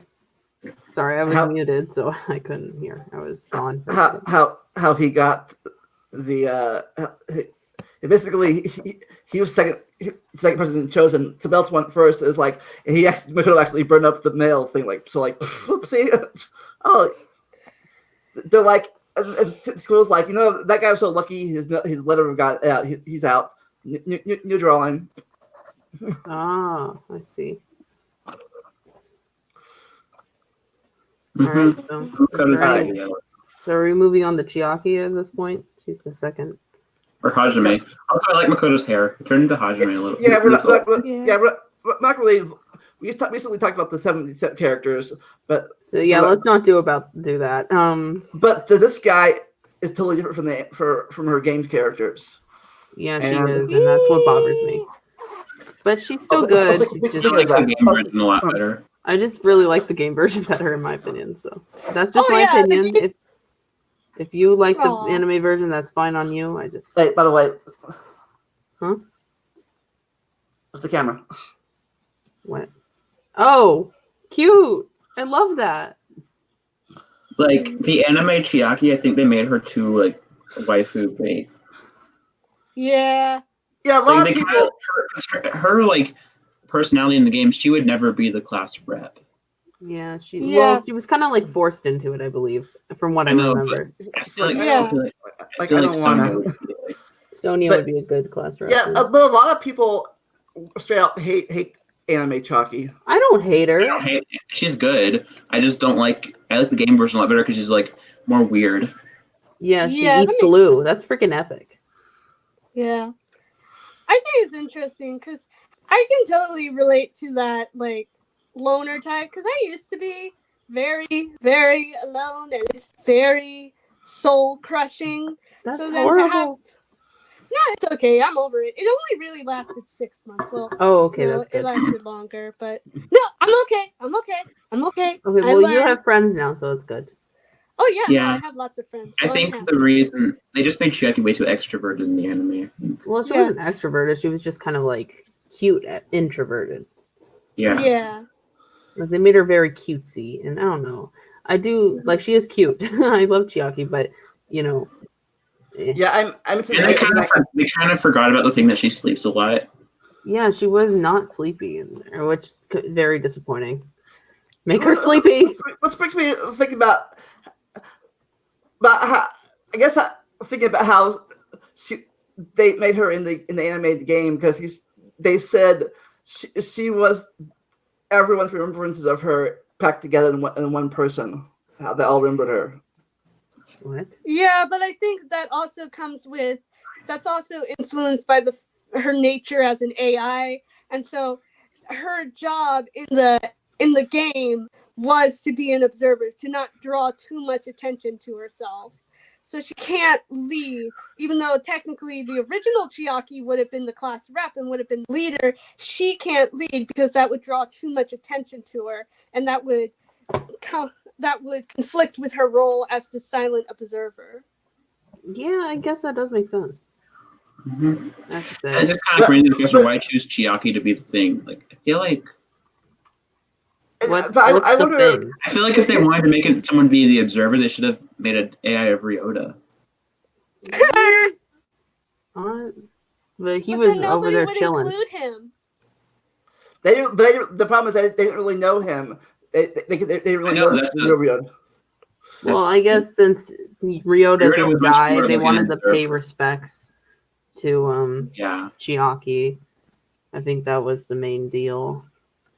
I think it's interesting because it inadvertently gives AI Chiaki a lot more depth because then you can go back to It's awful SDR2 what happened to her. and Holy imagine. crap! I was like, Oh yeah, her my execution being the most violent thing. Actually, no, the most violent thing was probably either that or the other class. But the student council, freaking A, that was awful.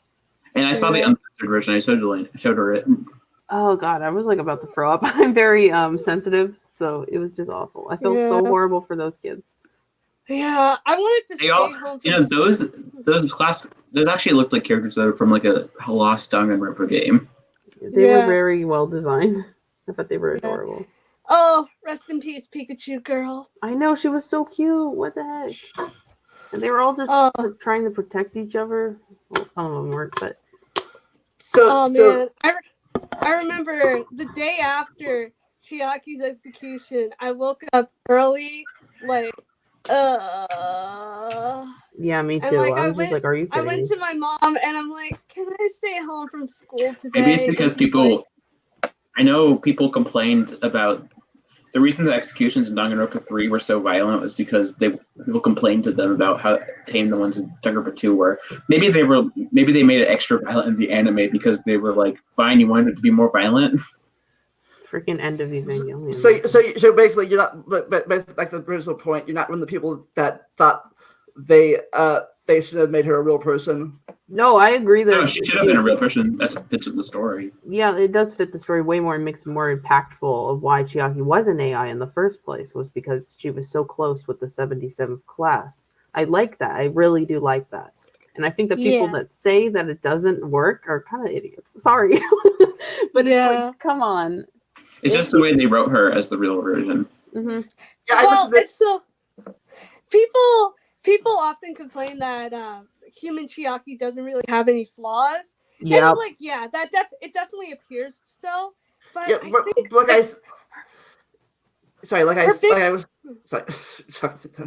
her biggest flaw is that she cares so much. Like, I think that there's a lot of insecurity in her, that she wants to get this friend thing right because she's been alone for so long. And like, she really doesn't want to mess it up. But because Hajime leaves, that like really hurts her deep, because like they were like, that was like her first friend in a very long time. Like, I wrote one travel called The Lonely Heart that really goes into that wanting to make friends and not really knowing how to, and trying to just so hard to keep everybody safe and happy. But sometimes what makes people happy isn't what's going to make them happy in the long run. Honestly, yeah. Thank you. Yeah, that's a good interpretation. It is a good interpretation. It makes me actually happier about our character now. Holy crap! The fixes a lot of things. That's what I'm trying to do in my series, The Ultimate Friend. I'm writing that Jim was helping me edit and stuff or spice it up. But basically, I mentioned this in the Discord too.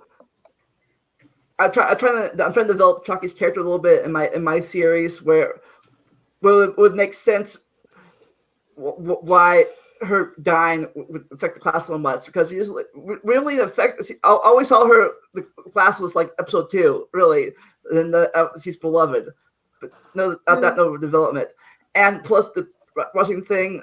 I'm trying to also fix the brainwashing thing a little bit. Like I mentioned in Discord, Chalky's death should have been the final nail in the not the only nail. Oh yeah, definitely. Literally, Yeah. I really wish. I thought from the games it kind of takes away all of the sense that they did anything wrong because they didn't do anything like, wrong. they're precious babies. They didn't do anything. No, they freaking murdered I wish so many it was people. actually slowly manipulation because in the anime they made it so that they were all good the whole time. That it wasn't their fault, but they took away their accountability for it. Yeah, in my series. I'm gonna spoilers for my series here, but I'm gonna have Junko slowly manipulate them, but Chalky be like the counterbalance, like, oh, she's pulling them back that way, like, yeah. but then Junko hates. So Junko kills her to fully get them out because like Chalky's like the counterbalance. It is a good idea. I told him this. It's a really good idea. Since we're talking about Junko, because I think it would have been very, very interesting if there was more of a rivalry between Junko and Chiaki, because they're kind of like yin and yang to each other. Like they are both very influential, but the way they use their influence goes in 2 completely different directions. And like I like to imagine that Junko saw that in Chiaki, that she saw that same power of gathering people to do the things that they want. And like I imagine that's why she killed her, because she was a threat. I think that's a good idea. I think the people who write Danganronpa though see Junko's like rival as Makoto. The first game, more rivals. More. I need more rivals. In the first game, but Chalky's more of a rival than Hajime is in the second game. Or no, Makoto, like, because even in the second game, they make a point that Makoto is like Junko's like eternal rival. That's what Junko says in the second game. So I think that's what they. That's in Hajime, she loved Kamakura, dude. She thought he was awesome. So I don't know. Yeah. Only because the most useful one. He thought like her. Like you think about you plan ahead, like because they're the same brain. Nothing exciting more. I can everything I planned out. Like, oh, this is going to happen. What's the point of trying? This is going to happen. Oh man, I wrote this I did a rewrite of one of my travels called Old Friend. I'm not sure. Did you guys read it? I might have. Yeah, it's the one where it turns out like Chiaki and Junko met each other before Hope's Peak when they were like in elementary school. Oh yeah, I remember that now. That's it. Yeah, so away. It would be so it was like poetic that these 2 people who were originally each other's hopes eventually became each other's despairs. I mean, I don't think the anime had to go that deep because clearly they wouldn't, but I just would have loved that sort of rivalry between, because I know that's what some people complain, that Junko is OP in the anime. So if she had a rival through Chiaki and Chisa, that would have been very interesting. It would. Yeah. I just like to imagine the way they wrote it. They kind of wrote out ways like Chiaki wouldn't. The way they wrote it, Chiaki would not interact with Junko normally. Gosh, if you guys had been the writers, then honestly, maybe Danganronpa 3 could have been way better than it was. Yeah, I had this one fic I remember after. It was kind of like a rewrite, not quite, but it was. It came out after the anime ended, called The Queen of Hope, where it's like Junko is the Queen of Despair and Chiaki is the Queen of Hope. So it's like a sort of canonical divergence. So instead of dying, Junko keeps Chiaki alive, and so they're sort of like forced to be rivals. I don't know. I don't think it's because she thinks that Chiaki is interesting because she's a potential threat.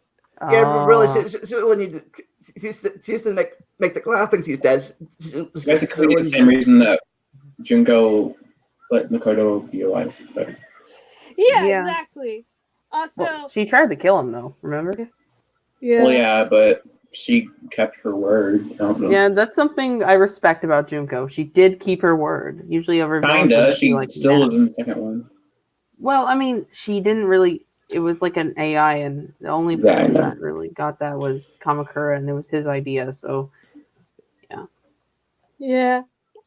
It's interesting. Full disclosure, I'm like a Junko Nami shipper because, again, I just think opposites attract, and they are so opposite yet so similar. Just a very interesting dynamic that the anime could have capitalized on to make it very interesting. mm-hmm. Yeah. Let's talk about the 25 episodes now. Starting with Future Arc Episode 1. Oh God, I don't even remember what happens. I just don't know kinda the remember. individual episodes. I don't know what happens in the individual ones. Really. I like it when they play the games, though. That's my favorite part of the entire anime. Because me and her watched the entire thing in one sitting, so yeah, Oh. it's all a blur for it's me. just kind of Well, blend together. I'll give you a review of it then. Okay. So, episode 1, they're bringing all the Future Foundations gathered together. They're gonna put Makoto on trial for helping this Rumors of Despair because he broke the rules, right? Because he was supposed to kill him. Be like, nope, not killing him. Gonna put him in the Neo program. So they had him arrested. We find out that Kyoko's the head of the 14th Foundation. She's the president, of course. And we find out that Ashina's in an different branch than her. But they bring him he's handcuffed. They bring him in there. Juso starts punching him. Sorry. Okay. I love Juzo. He's so funny. And then, like, Ashina tries to help him, but then the blacksmith throws the darts at the wall, or whatever, not darts, the swords at the wall to stop her. Then Gozo tries to stop me, like, fight me instead. So they go send him to the infirmary, get up. That's when Chisa reveals that she's the teacher. She's like, I was their teacher, why'd you help them? And he's like, well, I thought maybe one day before that they're all hopeful and friends and stuff. Well, I was trying to help them be friends again. He's such a good boy. God. Anyways, Yeah. they bring him That back. would be. Yeah. Anyways, they bring him back, and then the gas hits. They wake up. Here comes Monokuma on the screen, and here's Chisa upside down dead. Honestly, okay, this may be unpopular, but I would have honestly liked if the future arc wasn't really about another killing game. Yeah. I was kind of hoping it was just going to be like Makoto on trial. That's it. That's what I thought it was going to be. It might have been boring, but I don't know. I didn't want to see any more deaths. Despair arc was so sad. So I don't know. Yeah. Oh, yeah. Yeah. Yeah, I remember. I mean, I think the first episode showed a lot of potential. It was like, oh, here are all these characters, and what is that noise? My chair. Gosh, Oh, no. okay, yeah. Well, it showed a lot of potential, and my heart was crushed immediately when the first victim was revealed. Though I must say, the effect of the chandelier crashing and then all the glass breaking till it looks like stardust falling down on her broken body. Lovely touch. Honestly, Celeste wishes that was her death. Freaking A. Instead, she got hit by a truck. But you know how it is. Yeah. I need to go for a little bit. I need to go eat, so I'll be back in a minute. A little bit. Okay. Epic. So, yeah. Bye. So yeah, basically that's a separate. Coming back to you yet? You remember it yet, or not coming back to you? What? No, I mean, I guess I don't really have many opinions on the episodes that much because, especially the future arc was the future arc was more boring for me than the despair arc. But so I don't really. Agreed. Yeah, it was just like, I don't really know these people, and. Plus, the setting was kind of boring. Yeah, it was. So I guess another dark corridor. Like they tried to spice it up with the different sections, but it was just Right. Yeah, exactly. Next, the Despair Arc episode 1. Oh, Again. well, stuff happens. I don't really remember. Wow. Basically, Chisa's introduced, and she spends the whole episode. Oh yeah, rounding introducing up the her students. children. Okay, yeah, I like that episode. It's cute. Yeah. That's all I can Again, say. it showed a lot of potential because it's like, oh, we're gonna make these friendships. We're gonna develop Hajime's insecurities. We're gonna learn more about Chisa, which is going to make her inevitable death so much sadder. Like, I like the idea that Despair Arc plays on you knowing that the tragedy is going to happen. So you spend the whole series agonizing over, okay, what's going to cause the tragedy? What's going to cause the Yeah, tragedy? because they all started out such sweet kids, and Chiaki's their friend. And, Yeah, but this is also the first part where you had to watch the feature arc first before the Despair Arc, episode 1, because if you didn't watch it, you spoiler, it's just going to die. Honestly, though, I watched the Despair Arc first. I don't know why, I just did. Mostly because I wanted to see the DR kids. But I don't know why they had to. I still know why they did that. Feature arc, Despair Arc, and back and forth like that. Well, because Kodaka said Kodaka said that Future Arc is like black coffee and Despair Arc is milk. And my comment towards that, you can add sugar to coffee, but milk will grow sour the longer it's out. Yeah, honestly, yeah. Yeah, because the first episode of Despair Arc is like, oh, she's like, I died. This is how I died. Yeah, I was like, who are you? What? But now I know she is Chisa. Oh. She is pretty epic, so. She is the goddess of Danganronpa. She's the big mommy. I love her so much. Yeah. He could have helped Nagito so much if he wasn't suspended.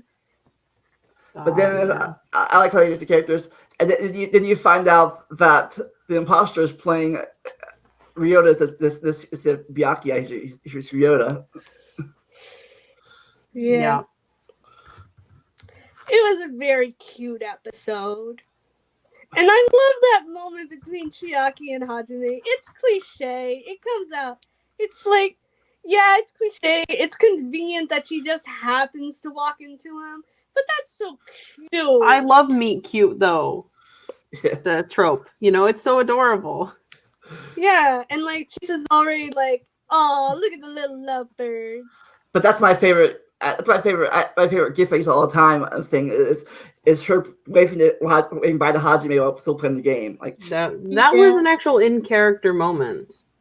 Yeah. it's like, Oh, they're so cute. Oh, Caesar is the best. She's just rounding up all her little traveling ducklings. Her little wild ducklings. No, it's like, like it's the phrase rounding cats, she's the mama cat. Herding all her rowdy little kittens. But I think it'd been better if the whole class had been different for Chalky too and met Hajime at that time too,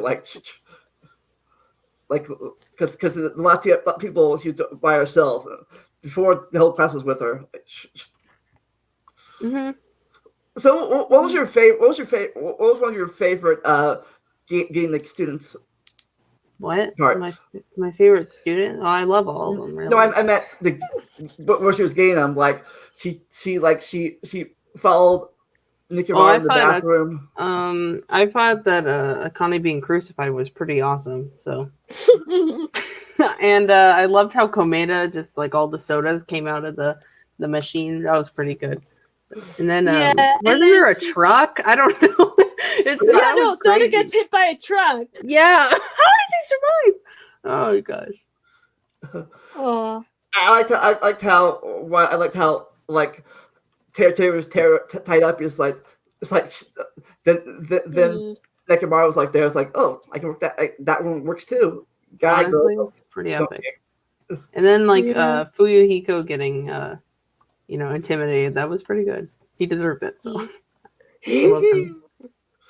Oh yeah. she's the best. She's the best. She's the best mom. Like, I just immediately fell in love with her after this episode, and my love has just grown so much. It's like Clifford the big red dog. My love for Chisa just keeps growing and growing to a monstrous kaiju size. Yeah. She's so cute. Yeah. Oh, I just love it. It's so sweet and cute. So much potential. Wasted. Yeah, we'll get to that. Uh, Next episode, Future Arc episode 2. Don't remember. I think Bull dies in that episode, but I mean Greg Guzzo.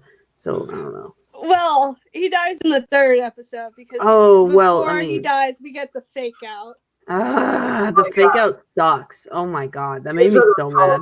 So it's called Hang the Witch for some reason. That's what that meant. Well, because witch trials. Yeah. Though for men, usually it's werewolf trials. Really? Interesting. Yeah, interesting history there. So this is a different killing game at all because they talk about the rules and the bracelets and stuff. Not only had to kill people, but you also have to do forbidden act. Something you couldn't do too. Like you couldn't do certain things. Like I don't care because Beth's mom is dead. Though it is funny seeing Munakata's slow descent into madness. It's so sad. It is. He Two cared types so of people. much. Oh gosh. Though at least Great Gozu, this was his episode. He didn't have a lot of time on this precious anime, but he did the most he could. He protected his kids, Makoto and Hina, and that's what matters. Yeah. Aw. Oh man, I bet cause I'm sure, I wonder if cause you know how John Cena, he's always doing those promotional things for kids, or wrestling matches for raising money for sick kids. John Cena is a babe. He's such a sweet guy. Gosh. Yeah, so I'm just imagining Great Gozu when he uses all the money he gets from wrestling to give to charities for kids. And he'll come to a hospital in his mask and the kids will pull on it, but he'll be like, ha ha ha, I see you're all strong. Stop! You're hurting me! Oh my god, what the heck? I'm afraid of reading more of your fanfics now. Oh gosh. I know you do it. You know you want to. I want to, but I'm afraid. Temptation is killing me. Because I bet I'm from what I've read of it a little bit, you're a great writer. I'm just afraid. Sad stuff makes me sad. If you want, you can PM me and I'll specifically tell you which ones end in hope and which ones end in despair. I actually do like sad endings, like tragedies. Oh. Yeah. Okay. They just make me feel so much. Yes, she liked my despair thing about the brainwashing thing. I loved that, dude. That was such a good idea. Honestly. Yeah, but I try not to tap into that too often because of my depression. I had anxiety, depression, so I try not to tap too far into that. Yeah, exactly. I have the same thing. It makes me depressed. I'm like, ugh. Yeah. I remember when I was depressed, I wrote The Ultimate Punishment, which is considered my most depressing despair. It's basically the premise is, you know how in Re:Zero, the main protagonist comes back to life every time he dies? Yeah. It's like that, but it's with Chiaki, and she comes back to life at the exact moment when she's about to go to her punishment. What the heck? Oh my god. Yeah, so she goes through the 5 stages of grief. So she eventually I can't find anymore, but I saw some story about that where Chucky was in a Groundhog Day thing, repeating that same day over and over again, the same 2 days. That's awful. Yeah. Oh my god. Every time she died, she came back to life again. The same earlier that day, a Groundhog's Day. Honestly, if I was Chiaki, I'd just kick Mikon in the shin and run towards the house. Oh no! She comes back to life specifically when Chisa's there, so she can't escape Chisa. She tries. Oh, but she can't. frick. I thought it was right before Mikon pushes her into the thing. No, She must feel no. really guilty about, by the way. God. Oh yeah, no. Like Mikon is probably like, ah. She's probably like super suicidal at that point. Frick. Yeah, poor thing. Yeah, that poor kid. She was, I think she was basically Jingo's first victim. She's, yeah, kind of a, emotional Oh, abuse she's so victim. broken. That poor kid. Yeah. That's why like she's such a good like teacher, because a lot of the kids are coming from like troubled past, you know? So like I just like to imagine that like if things have gone differently, she could have helped them overcome it all, you know? Nagito could have actually been a very wonderful, upstanding person if he just listened to his mom. Exactly. She could have helped a lot of them. She's like a therapist, honestly. She's a mom. She is Yes. best mom. Oh, she would make them lunches every day. Oh, she would be the best. And then when they graduate, most of them would be like, "Where do I go? I don't have a real home to return to." And she's like, "Adopted."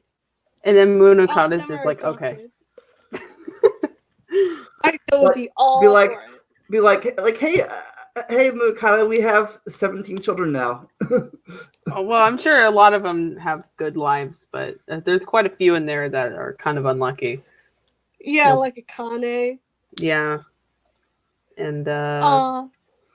Chiaki didn't even really have a dad. Not really. Yeah, I mean, he was I there, liked it. but Yeah, Well, Hazume's parents had parents, but they weren't really good parents. Like yeah, we're totally gonna have our kid do have brain surgery. wait, who?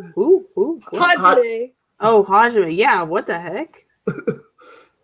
Maybe mean, they're I like, get yeah, it, son, you that's stuck. like- Be like, my parents can't that's afford kind of- my parents can't afford this. That's why I'm having the surgery, so I can stay in the school.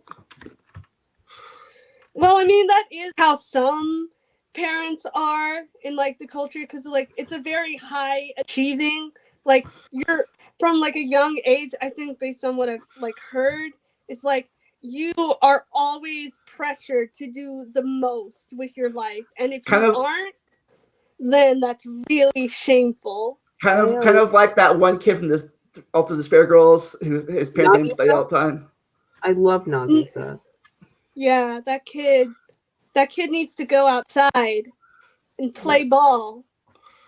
He probably wouldn't Oh, want to. Jesus should have adopted the Warriors of Hope. Chisa just has so many children. But she never loses count. She never loses count because she loves them all equally. No, she's like the old lady in the boot. Or no, she's like Mother Goose. Yeah, She she has is. all her little ducklings in a row. She loves them all. Oh, Nobody's that's so cute. I want fan art now. Oh my God. Oh, I mean, I remember I like designed like magical girl outfits for like magical girls for a lot of the girls, and so hers was Mother Goose, so she's like a witch. Oh, so cute. I can't. I love Yeah, you fluffy can stuff.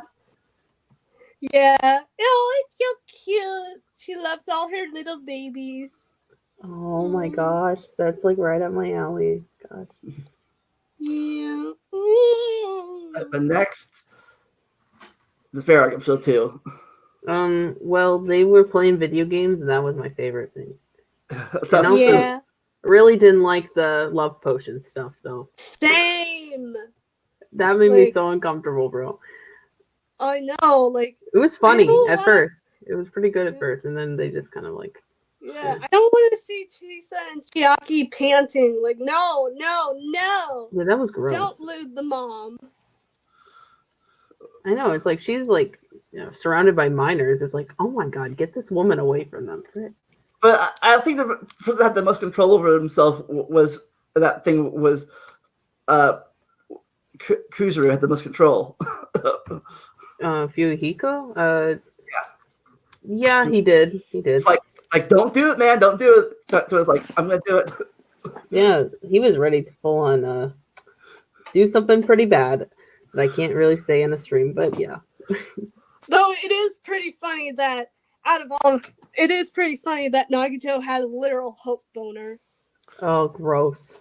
It's like, I know. I mean, they should have replaced it with something else.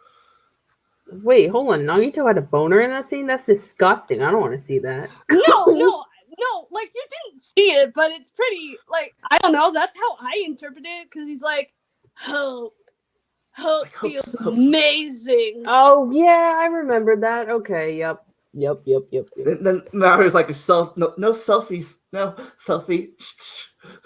I mean, some of them were, kind of pure about it, but then it just kind of turned lewd real fast.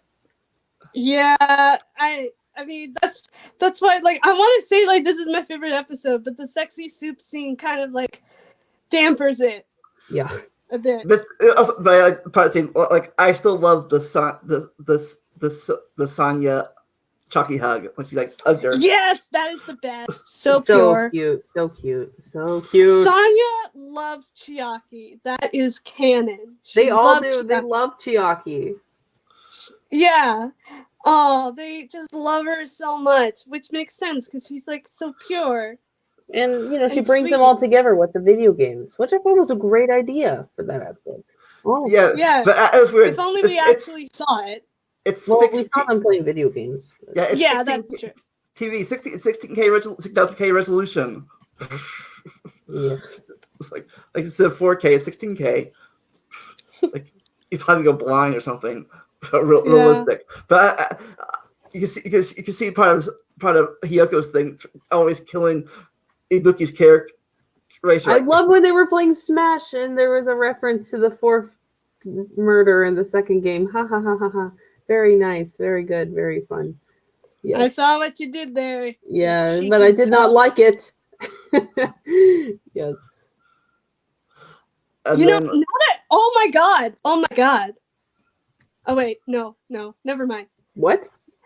I was just thinking because like for a second I thought Mikan, Hiyoko, and Ibuki were all playing the Mario Kart because then that would be a reference to the murders in the third case. it was Ibuki, No, it was Hiyoko, and Chisa, and Yeah. Chucky. yeah, no, that's now I remember. Oh, Okay. and then that Monopoly game they were playing, like Naito, like I'm losing. Oh, I win. Of course. Like you rolled a 60. These children deserve the world. That's what Chisa thought. Oh, and then Yes. oh, I like the first part where they like the substitute teacher fainted. Like they're fighting. She's like, "That with the roughhouse. This is roughhousing." Like, okay, go on then. She's like, Like that is like literal mom moves. Like I just love at the beginning of the episode, like she's telling Izakura, like, "Oh, my students are all good eggs, every single one of them." And then she immediately gets a phone call from the substitute, and she's still like, "No, my children are the best." Like that is such a literal mom move. Yeah, but even though they were like destroying the building or blowing up buildings, Nagito and all these other people freaking going crazy. God. Oh, But I love her pep talk to Chiaki. That is like the best moment. you can make friends with gaming. Yeah, you can. That was Oh, adorable. and then she does it even better. Like she meets Hajime and she's like, "Don't call yourself lowly, young man." And She's a I'm like, very "Oh, caring yes. person. Yeah. She is the best mom. Yeah, this is why I think if Hajime had been in that class with them, he got more confidence. Yeah, I feel Yeah, like because they but- don't like him really, or except maybe like Hiyoko at first or Fumiko at first, but they'll warm up eventually. Yeah. Chisa would have been like, "No, he's my baby now. And my baby gets to be with all my other babies." I like the ending where Chucky grabbed his hand, like, "You can play games with friends." Hajime's like, "I can't play that game." Like, "It's okay." She grabbed his hand, like, "You can play games with me." Sweet.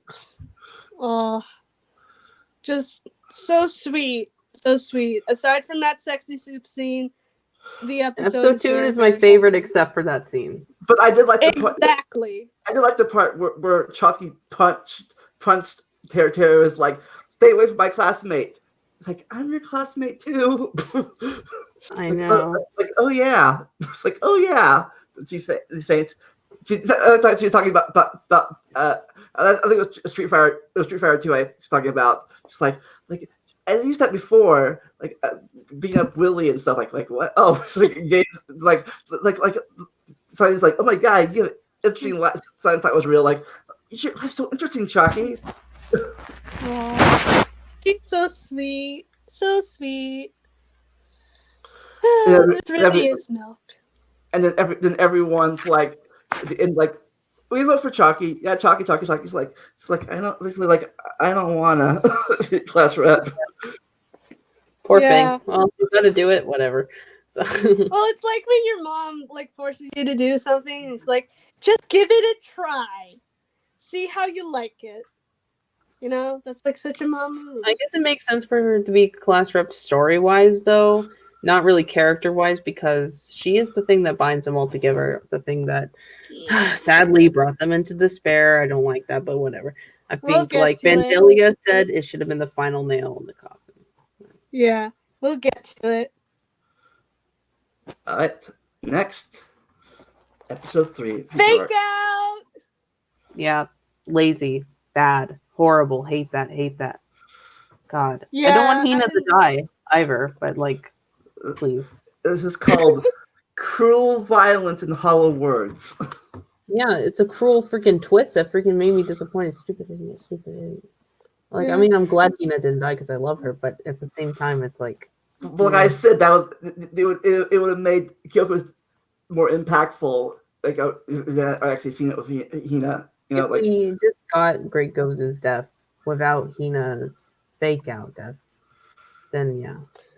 Yeah, I did like the part where Makoto used the intercom, and then we also saw that flashback of him meeting Izuru. Yeah. What was Hina's forbidden action? I don't know. I forgot. I think it was like she can't kick or something like that. I don't know. No, that was Juzo's. Juzo's he can't punch. Yeah. Hold on, let me look up. Hold on.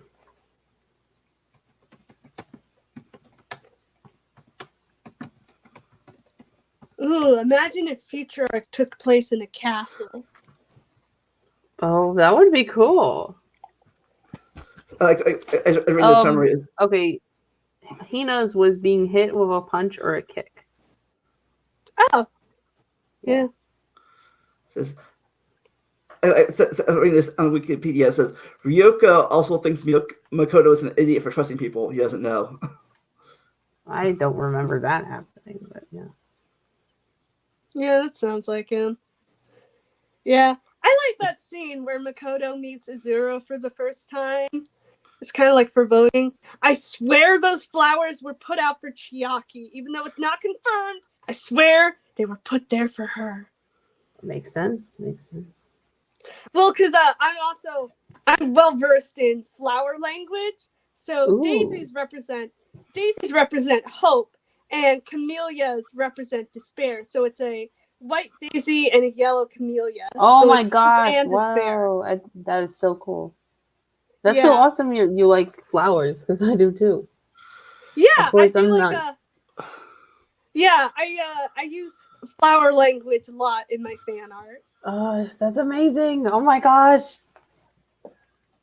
Yeah, like I did it also a lot in Despair Automata. So then like Chisa's flower would be what was it called? A pink anemone. Yeah, pink anemone, because those represent forsaken love. Oh gosh. Dark. And though I mean technically I think camellias represent despair, I think oleanders fit Junko a lot more because they're like these pretty white, pinkish white but flowers. They're poisonous. Yeah, so they're representing vile love.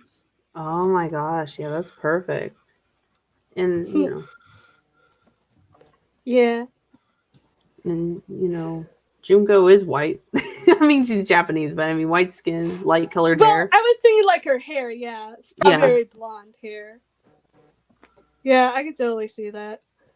Yeah, it's just so much fun using flower language, though practically nobody gets it. Oh my gosh, oleanders are bright. They're like light pinkish white.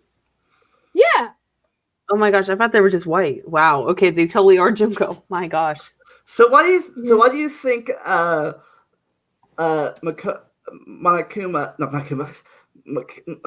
I can't pronounce his name. The sword. The Munakata? sword. Munakata hates Makoto so much. Well, because he's helped the despairs. He's too hopeful, too naive. That's his opinion on things.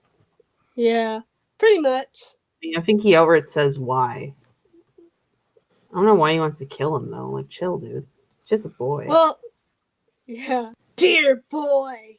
Oh, take it easy, weirdo. He's just really mad because his wife died. Join the club, buddy. There is a literal club I made, Dead Wife's Bar.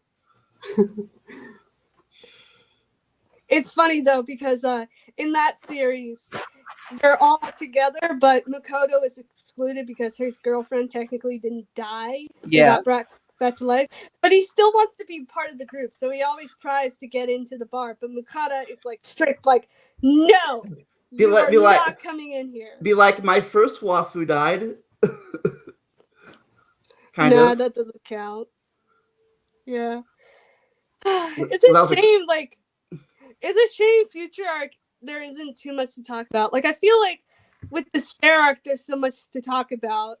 But with Future Arc it just feels like this happened and this happened and this happened.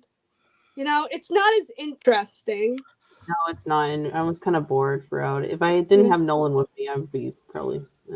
Yeah. Next. Oh! I love this episode. Okay, what happened? My girl, Natsumi. Oh, Natsumi. Yeah, she was great. I love her. She is the best. She owned that screen time. Can't say that about Sato, but I love Natsumi. Yeah, you think Natsumi's a bitch or whatever, but then she's crying. Then she's crying. It's like, well, she is a bitch. I know, but I just want to be with my brother. I want to be worthy of my brother. She's not a nice person, but you could see that she has insecurities, and she's deeper than that, which I appreciate. Yeah. I love her so much. She's my little tiger girl. I don't know why Sato killed her. I guess she was afraid for Maharu, but she was a crazy bitch. She was, but I feel bad for her at the same time. Like, she didn't deserve to die either, but she did kill Natsumi. Which is why I'm trying to develop their their characters a little more in my story. Like, I like that you didn't kill Natsumi off, but I guess. Oh man, Natsumi would have been the best wingman for Hajime. Yes.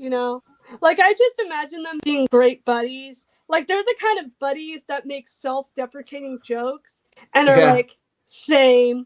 Yeah. Well, in my story, I made Natsumi Fukiku's wingman, like trying to hook up him and Peko. Like, I know you like Peko, go for it. Yeah, she's just great. She just owns every scene that she's in. I just love her so much. And you find out that they all had a secret past before it was we just knew Sato was friends with Mihiru, but now we find out that Natsumi was at school with them too in middle school. Yeah, I thought that was like a really interesting thing. I really liked Maharu in that episode. She was so sweet. And plus, it's the first time. I'm glad they developed her a bit more. Plus, it was also the first time that she met Hajime too in that classroom, because he was there too. Mm-hmm. In that classroom when Mihiru showed up. This is why I think it'd be funnier if the first episode that they'd all been with her, picked up Chalky, that they all met Hajime the first time. It's like, hey, you that kid. It's like, hey, you thought boy, this was Chalky, our class rep earlier. Yeah. Oh man, this episode's good. It's got that nice suspense, like the way it just like lures you into the darkness, like the lighting. Because the reserve course is just such a bleak place. It is. Oh. Dang. It's so harsh and dark. Like, the lighting in this anime is really good. It is really good. Plus, you also see the racist, not the racism, but the what? Segregation between the reserve course and the hope course. Like, oh, you're reserve people. Like, you drink from that over there in the bath fountain. I know that's not fair at all. God, like be nice Yeah. to them. Well, because like I remember, like it was like in the middle of the night, somebody was like, "Hey, this is like eugenics," and it kind of is like it's not in like an overt eugenics, but it kind of makes you think like, oh, they want to make sure that the talented people don't go mingling with the untalented. Then the talented people fall in love with other talented people and create talented offspring. Oh. Like something like that, to build their confidence and just get the obsession strong. with talent is really unhealthy in the Danganronpa universe. Yeah, Because everyone's creepy. talented in their own way. Honestly, that's what I believe. But Yeah. it reminds me of Chucky's speech to Hatsune in the first episode. It's like I just have games. You can do anything. Like, Yeah. it's just like you can do anything you want to. I have a pass it out for me. You don't. Oh, that was so sweet. Like, oh man, that scene where Hajime gets beat up by Juzo, that was harsh. That was rough. I know Juzo didn't really mean it. He just meant to scare Hajime off, but that was tough. And then Chisa comes in to save him. Oh yeah, I was going to say that. She's like, she's from and face is right over her nose. Like she's like no. Yeah, and then she just wanted to. She offered Hajime her handkerchief to wipe his little bloody face. Like she was gonna take care of him, but he's like, no. And he just runs off. I know, what's And with then Hajime? He was so edgy in this anime. Seriously, what was with him? I mean, I kind of figured it would be because, at this point, he is so lost, no confidence. He just thinks he's like, he doesn't deserve to have friends like Chiaki because he's just so useless. But I love him. He's a good person. I know. Like, it's a very interesting side to Hajime and really reveals his insecurities. Yeah. Also, then their final goodbye scene was like kill me. Oh, my heart. You play games? Like it's like no, I gotta do something. Kill me. Okay. God, when I saw that in the anime the first time, I was like, no, don't play games with her, Hajime. She also says something like Hajime, I never mind. I was after that episode, I was just wailing for a good 30 minutes, and my sister came in because she's trying to sleep, and she's like, "What's going on?" And I'm like, "Ah!" It's like in DRV3 after Kaede died, like the next few days, I would just randomly cry out like, "No, my little jar of honey!" Ah! I know that's like every single death in the game. Like games made me like that. Oh my God, I was always like, oh, and I had to lay down for like 20 minutes. Yeah, same here. Same here. Yeah, but I also like Hajime's interaction with Natsumi, like she was almost his friend almost. It's like you're not the other characters guys here. You're like you actually believe in hope and stuff. Like they could have been such best friends, maybe even romantically interested. But they had Natsumi and Hajime. Oh yeah, I think honestly, I think they'd be a cute couple. Yeah. Yeah. So I think it makes more sense that they'd be like buddies, like those two people in Stranger Things season 3 that work at the ice cream place. Yeah. I know what you're talking about. Like that. That would be just so funny, Like, and I know I've had I like to give Natsumi cameos in my Drabbles where she's like the wingman to Hajime. Like, just go for it, dude. So much potential, but she just had to die. Of course. Well, that was so sad when Fuyuko saw her at the morgue. Oh, I don't remember that part. Yeah, I remember part was where Pekko punched the wall and her hand bled. I think she was dead. Yeah. She's like, I failed. And I think even though Pekko is a messed up person and she doesn't really think like a normal person does, I feel like she did really love Natsumi like a sister. Yeah, like a little sister. Oh. Even though But perhaps then, she didn't know it. Yeah. yeah. But then I never remember it because like, who killed Sato then? Was it It was Fuyuhiko? Was it Fuyuhiko. Peko? It was Fuyuhiko. Okay. Oh, okay. That would have been interesting if they showed it. But I guess time, and they also don't want to demonize these kids. Well, they should have. They've done horrible things, in my opinion. Like, Yeah, no, totally. and It's like you Fuyuhiko said. wasn't really that great of a person until like he got redeemed. I mean, he would outright tell people to die and like death. Yeah, but it was weird. But it was weird. Good character though. I always thought it was weird for him that even though he was a gangster, he was also a rule follower too. Well, the Yakuza, they're very strict on rules. They've got, okay morality despite being gangsters. Like a family. Yeah, kind of like a family.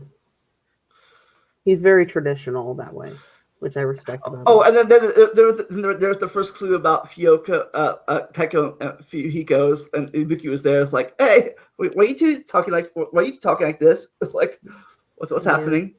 I don't know how anyone could have told. It's so obvious that they're like criminal people. I meant they liked each other. Oh no, I never figured that. I just figured that they were just, secret, a secret like, pair. like, this is weird. You should never talk to each other. Like, what's happening? She probably just figured that, they might be a part of a mafia. Ooh. Oh, there was such a cute scene where like they cut to the Hook kids having lunch and like there's a bunch of bunnies. Nagito has a bird perched on his hand. Like that's cute. They get to play with all the little bunnies. It's such a contrast from how bleak the reserve course is. Yeah, I mentioned that too in my fic. Episode 9 was like, or 8 or 9 is like, Hazumi's like, wow, this dorm is like totally better than my old dorm. Oh yeah, no, totally. They'd probably sleep in like a military like dorm. Like they don't even have separate rooms. It's just a corridor full of bunk beds. Like, get up. Aw. Oh man, poor reserve course students. They just get the worst. Yeah, they freaking died. But But it's fun. It's funny that the Hope kids could go on the reserve course class building all they wanted to, but it could be the other way around because Yeah. Mihiro just went in the classroom. Well, because I think it's like they want to make the students feel like they have a whole bunch of freedom. They can do whatever they want because they're privileged with talent, But then says they still don't want the ultimates mingling with the reserve corps students. So instead of outwardly saying don't interact with the reserve corps students, they just build up their egos and make them think they're special. So there's no real motive to want to go to the reserve course. But Chalky and Mihiro's like, nope, I'll do it anyways. Yep. Yup. All right, Future Arc episode 4. Let's go. All right. Hold on. I'll be right back. I just need to go get some and I'll plop it. Yeah, same here. All right, we're back into these messages.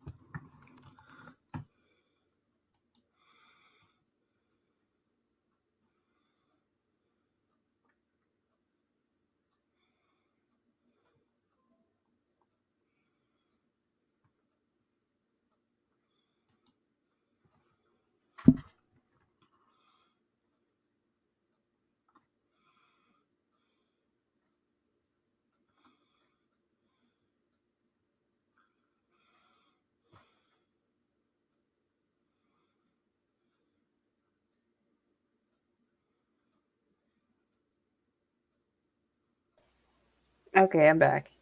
Cool. Well, this episode is basically about the fight between Wait, you guys were waiting for me? You shouldn't have done that. Oh, you could have kept talking. Well, she was gone too. Oh, okay. This episode is basically about the fight. I think fight between the sword guy and Kuzo, Munakata and Tengen. Oh, okay. Well, like I said, Tengen should have just been that. He should have been epic, and that's it. He shouldn't have been a mastermind that sucks so bad. I actually really liked him at first. Episode's called "Who is a Liar." Okay. Oh yeah, because his forbidden action was he can't lie. So yeah.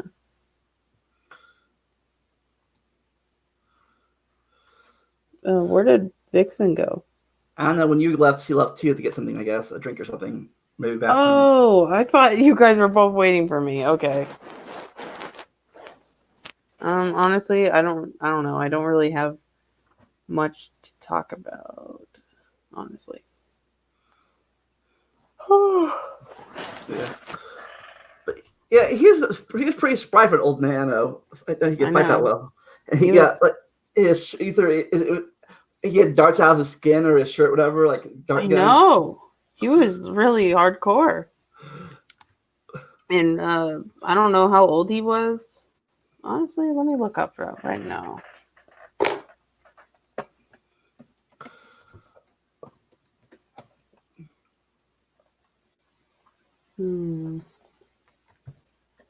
Let's see.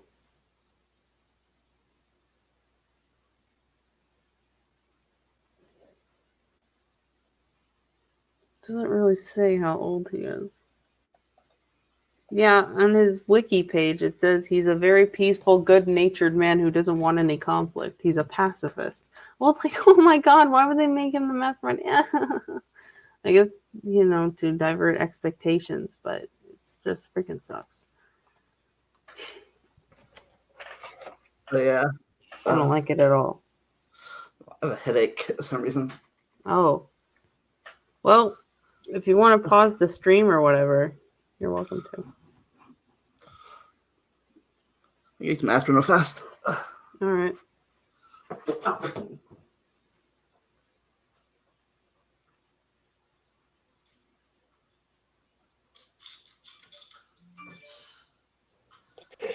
I'm back.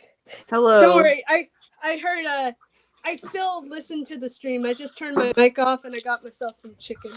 Oh, okay. This episode is brought to you by Excedrin and Gatorade. Not my sponsors, but you can be. Just kidding. Like a fox, I love my chicken. So, anyways, what was your opinion about the fight between the two characters? That was fun. I think it's kind of funny because these two have been butting heads ever since for control of the Future Foundation. So it is pretty funny that they would fight each other. Even before that, too, like he was building a school, he was trying to get control of the school by building a new school. Yeah, but again, would have worked so much better if a certain somebody was the mastermind, because then Tengen's thing where he can't tell lies would make so much more sense, because Chisa would be like, you lied to us all, so now you can only say the truth. But do you think would Chisa still send him that video even if he was still a mastermind? Would she still brainwash him or not? No, she wants him to be conscious while he dies and stuff. Because if you're in despair, you're not going to care too much that you're dying. Like, in fact, you'll kind of love it. Whereas if you're a normal person, it's much more painful.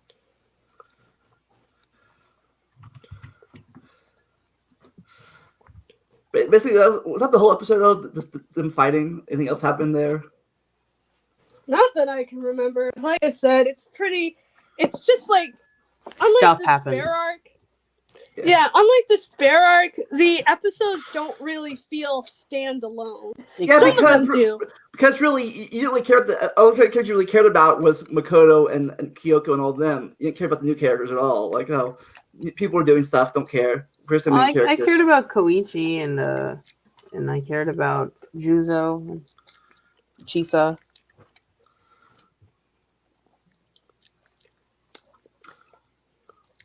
But you know,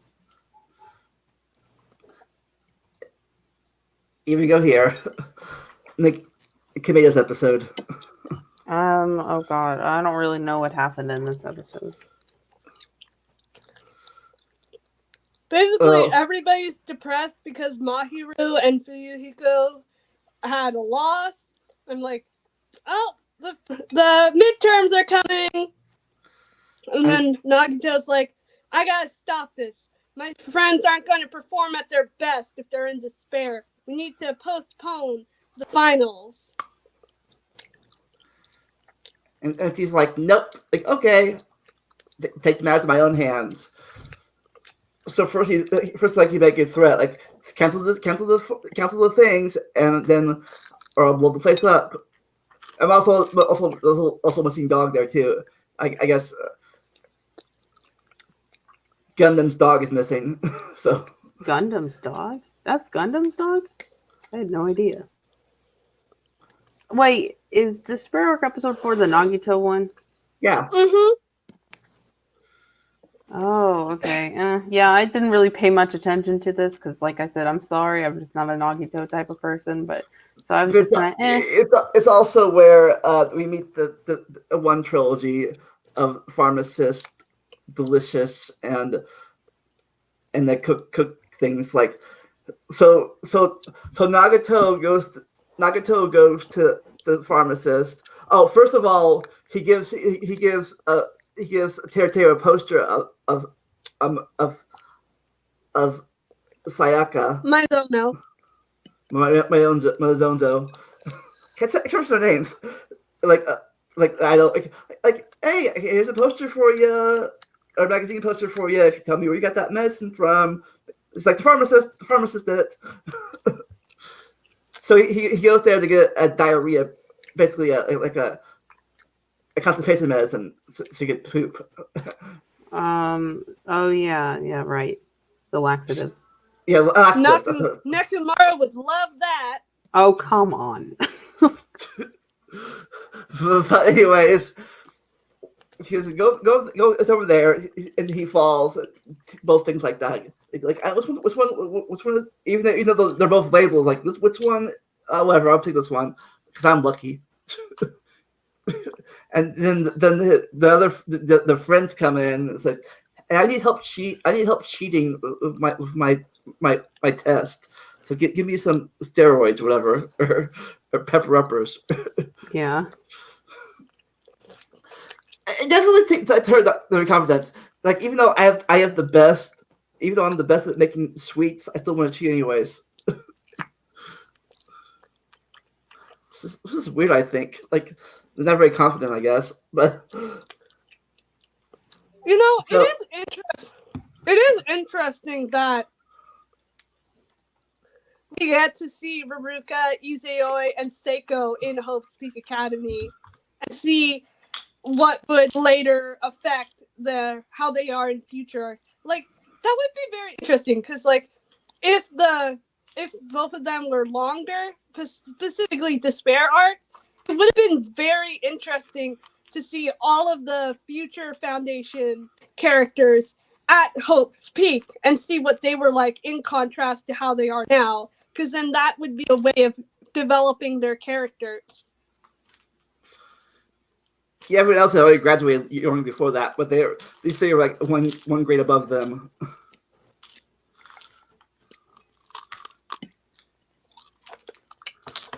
But I don't know how long they had a year left, or they would have been graduating that year. But yeah, it's like totally like. So she gets the laxative instead, and then they did a little bag bomb switch. And I like how at the episode there was like they gave them the treats, like it's like oh my god, I feel so alive, and they all have diarrhea or something, or Yeah, just what a mess. And gross. But then it's like you did that. No, you did it. Like, I'll help you. Like, oh, why is a bomb in my bag? Oh, then the funny part was where the little dog drank up the potion and became a big dog. Yeah, but you know what really puts a damper on this episode? They made Chisa cry, damn it. Yeah. Oh, and then they made her slap Nagato. Honestly, that he part. deserved it. He deserved it. Yeah, like that was the part where I was like, damn, Chisa, you could have been a really good influence on Nagito had he not been suspended. Like she could have slapped him anytime he talked about like hope, and then she'd be like, come on. You need to be a good boy. Like she could have whipped him into shape to be a good boy. Like, Then you're all No, my he got suspended. you're all my precious students. All of you. And that hurt more than the slap for Nagito. Yes, it did. But yeah, then yeah, also I was thinking about Nico B earlier as a reference into that too. The reference between where we were talking about the free time events. You talking about Hajime is like a little dog can never become a big dog, no matter how hard it tries. Yeah. Oh, that was funny. That little dog barking, that giant dog barking through the wall. Like, Yeah. woof, woof. Well, it's funny because Nagito is a dog person. Because his childhood dog died in a car accident. Oof. Well, everyone has gone for that, at least one. Yep. Next, the spare arc. Anything else about that? No, Nope. they made I my don't- mom cry. That's unforgivable. All right then. Don't you mean Future Arc episode 5? Oops. I get the wrong thing. There you go. Oopsie, too soon. There. This was a good episode. Don't really remember what happened, but This is the Raruka versus Seiko episode. yeah, that's sad. Oh yeah, at the beginning they had a flashback about the little dog that the medicine came. Oh, poor Seiko. She's so cute when she's little. She is. They're all so adorable. They all look the same though. You know how it is. Yeah. And Oh, this is- so this is cute, where so they get- precious. This is where Wait. they got the kid. There was a dog dying in the beginning though. What the heck was that all about? That was awful. Well, one dog lived. The other dog died. Oh right. And this is where they give him. She gives the candy to her, like here's the candy. I can't eat it, but I'll keep it. Yeah. I think this episode, it could have been stronger, but by Future Arc standards, it was pretty good. It was definitely one of the more memorable episodes because it focused on two specific characters rather than juggling a bunch of plot points. I appreciate that. Yeah.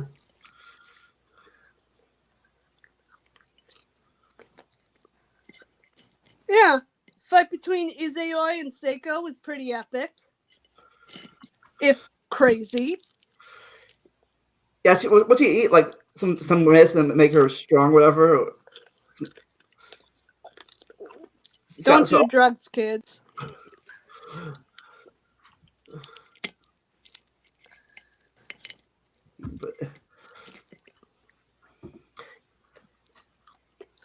It says, I mean, the Wikipedia, it says,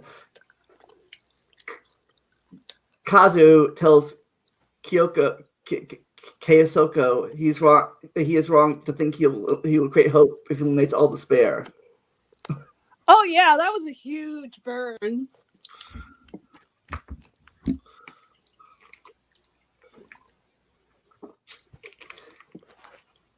It basically is but basically the story was about the trilogy kids, about how they fell apart.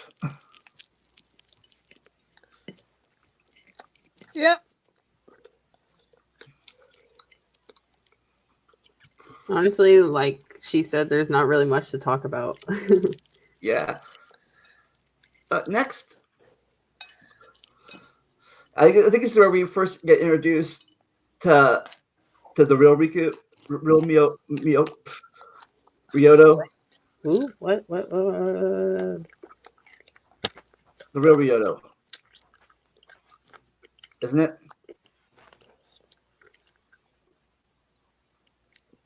Yeah, I think. Yeah. They have such a cute dynamic, they're like two brothers. Wait, who? I'm sorry. The Ryoto. imposter and Ryota. Oh, they're such cuties. Oh my gosh, I love them. Like brain working, tick, tick, tick, tick, ding. Yep. Sorry, I'm tired. I was up since 6 in the morning, so Oh God. yeah. I had to go to a college thing. But yeah, like we see when you first meet him, he's which makes sense that you think about. He's pretending to be Byakuya when you first in the flashback, because in the school, first day of school, he's Byakuya, and in the second game, because that was his first day. So I guess when he first started, he was Byakuya, and he like switched to Ryota later on. It's like pretty soon I can't use the disguise anymore, so I'll be you now.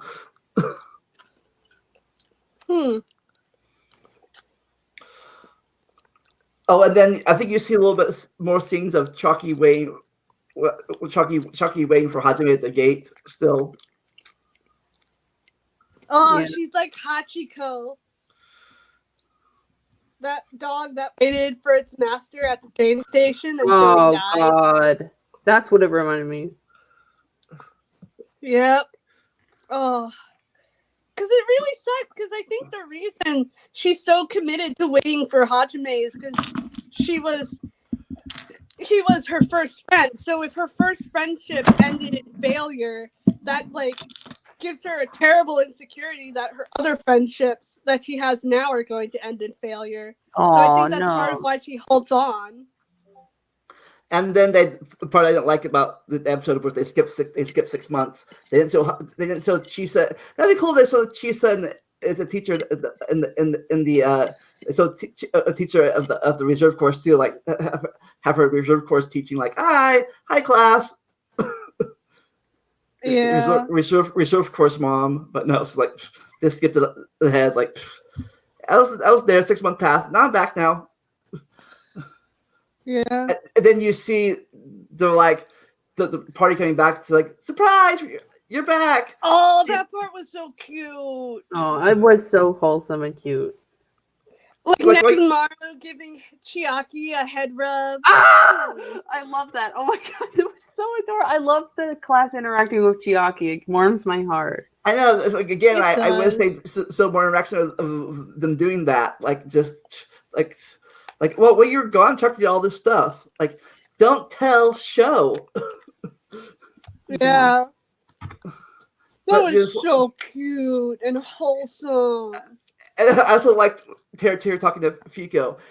Like he was gonna show up, but then he found out Chucky did it. He's like, okay, I'll do it. like when Fiko found out Chucky to the party, like, oh, he's like, okay, I'll do it. Oh, I wonder if that's a reference to like the second game where like they met before the party. You know, in the first game where they had that party and then Fuyuhiko and Chiaki were each other's alibis. Oh yeah.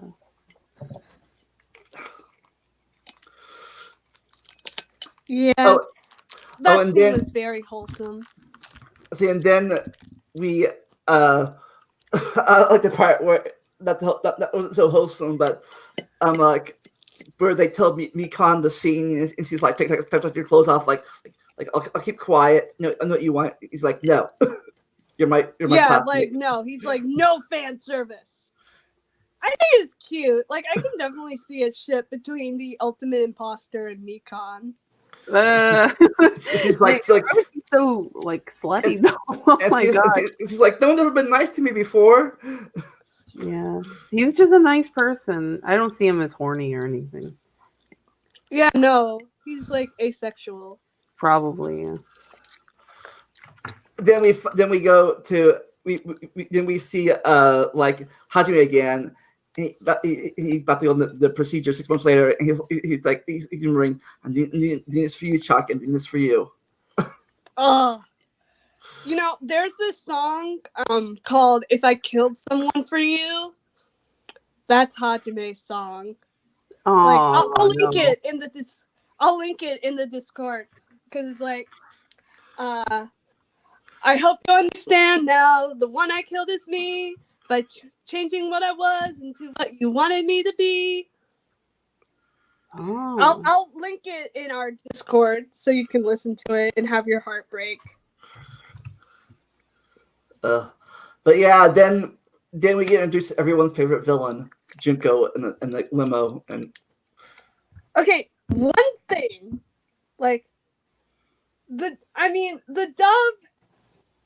English dub for Junko in DR3, like I know this voice actress, she did it great in the original Danganronpa anime, but for some reason here she sounds like a valley girl. Yeah, and I like don't a understand. very, very obnoxious valley girl, and it's like nails on a chalkboard. It really is, honestly.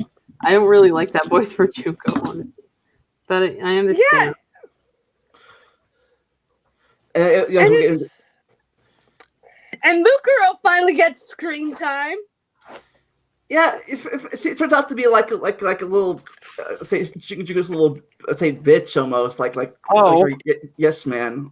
Yeah, and it really shows that Mukuro is kind of just as bad as Junko, because not as bad, but she's getting there. She allows. She's going along with it.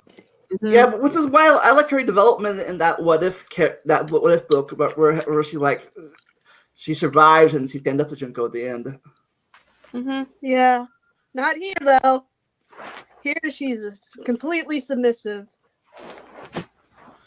Though, if you guys are hungry for Mukuro development and character study, again, my buddy Ace Nero, he goes into our character very well in Bloom. Ooh, all right.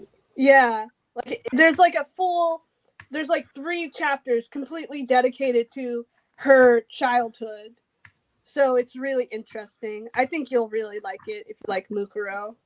Mm-hmm. Oh I like man, her a lot, so yeah, she's so like. I think if she met the right people, like Makoto or Chiaki, she could have been good. Yeah, she was just a lost kid. Never developed that, but she had a crush on me, Makoto a little bit. She did. I don't think she was really proud of it.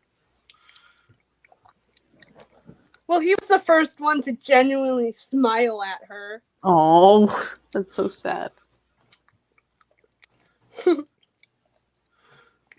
Though I gotta say, Junko made a really bombing entrance. Oh god, yeah, it's just killing people left and right. Freaking psycho. What the heck? Like, honestly, I think it's a great introduction for Junko because you already know she's trouble.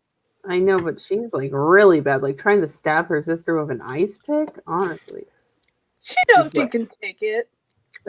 You know, by frig. Gosh. I mean, she did end up killing Mukuro later on, so no big surprise, really. Next feature episode 6. Though, you know what? It would have made that episode better if, like, because like at the end they show Makoto entering Hope's Peak and then Junko's entering right after, and she's like, "Oh man, what if I meet someone very interesting, or a special someone?"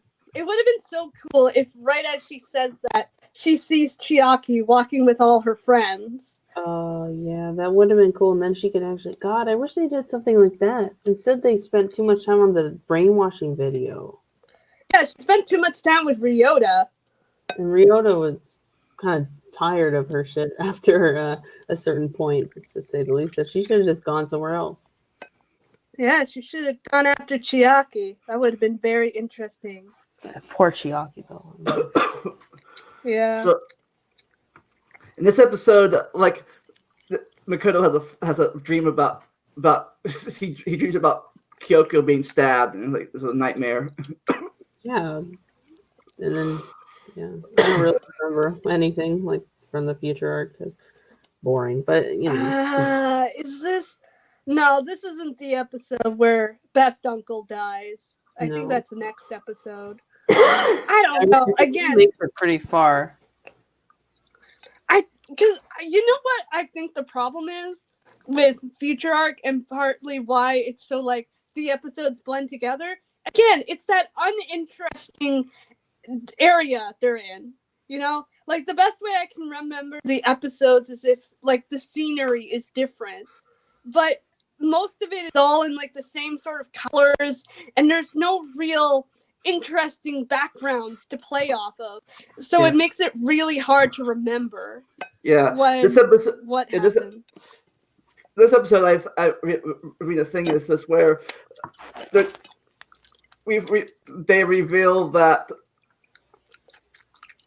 Byakuya reveals that the wheelchair girl is a robot, and he's like, that's when we see that. Kamara and Toko are still in the city. Like those two are still there. Oh yeah, and then we see like the boats coming towards Hajime, all like for boating. Like that was cool. And oh man, that was so cool when the theme songs were playing at the end, like giving us hope. That was cool. Oh, but poor Mia Gekuhara, like her death was so gruesome.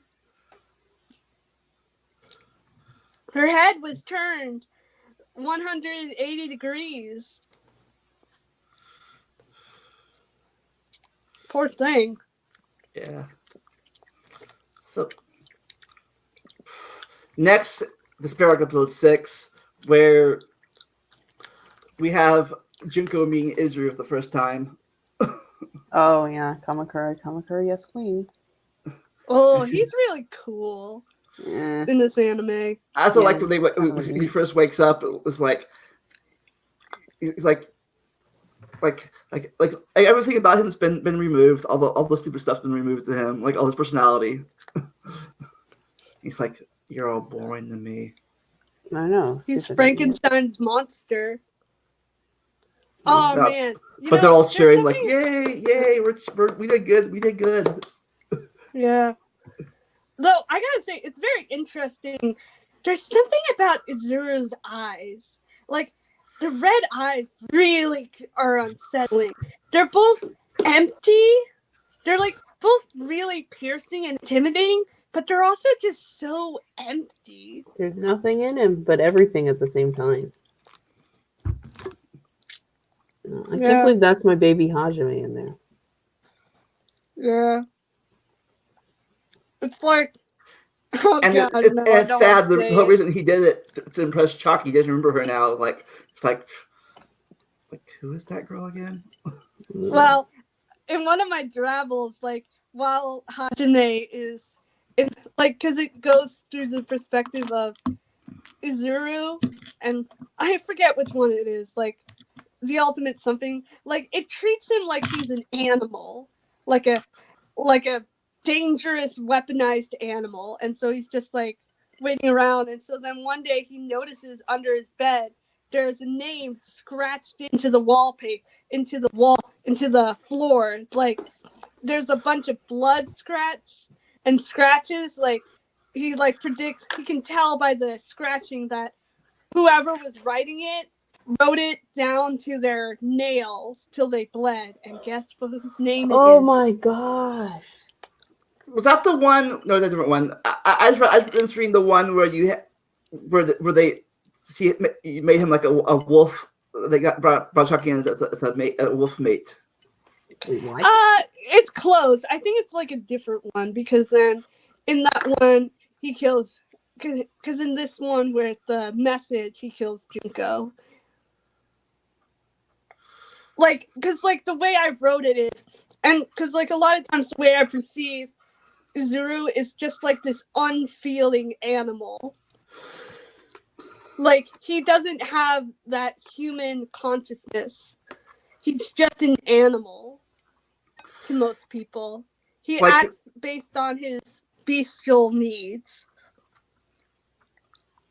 But also, he was like in this episode. You see how he clearly took out both Mukuru and Junko. Like he took out no problem. Like he tried attacking him. Like nope, away with you. And it's too bad. Yeah. Like come on, come on, so stomp on her head. Stomp on her head. Oh gosh. Yeah, I think it's a really interesting scene. And another interesting scene, like, because I remember Junko says something in this episode when she's killing the guy with curry, of all things. And she mentions how it's so much scarier when something you're so familiar with kills you, is like hurting you. I think that's a very interesting philosophy. Because it is true. Like, because that's what she does with her punishments. She takes Chiaki. something that they're familiar with, that they love, and she turns it against them. Yeah, it's really, really creative. But then the hospital and then her and Ryoto pass each other.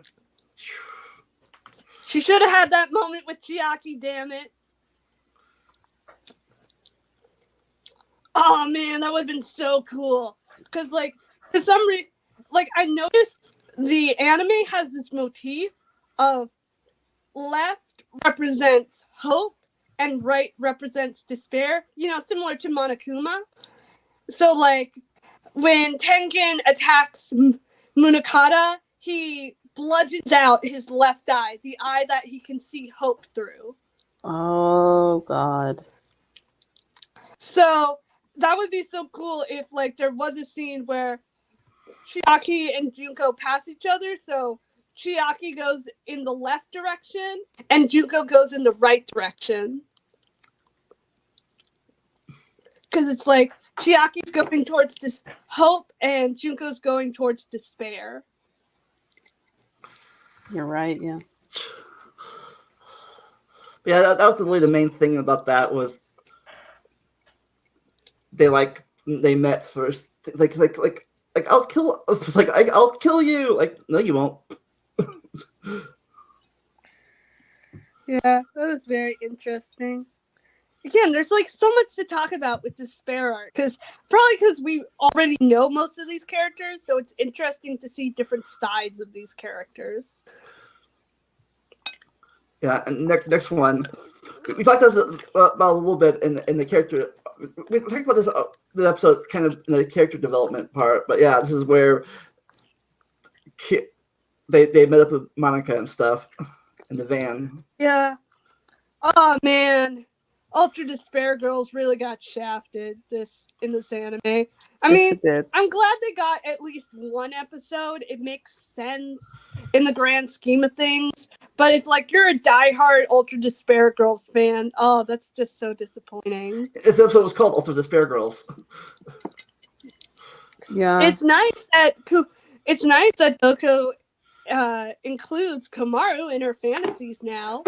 Yes. It's a little girl, it's a little kid like over. Oh, all the little junior Byakuya, like mommy, daddy.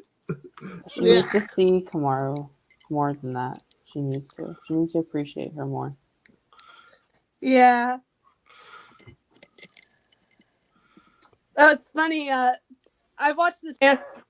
One of my favorite anime, Revolutionary Girl Utena. That scene where Tokugami is like on the hood of the car as it's driving up. It's a reference to that anime.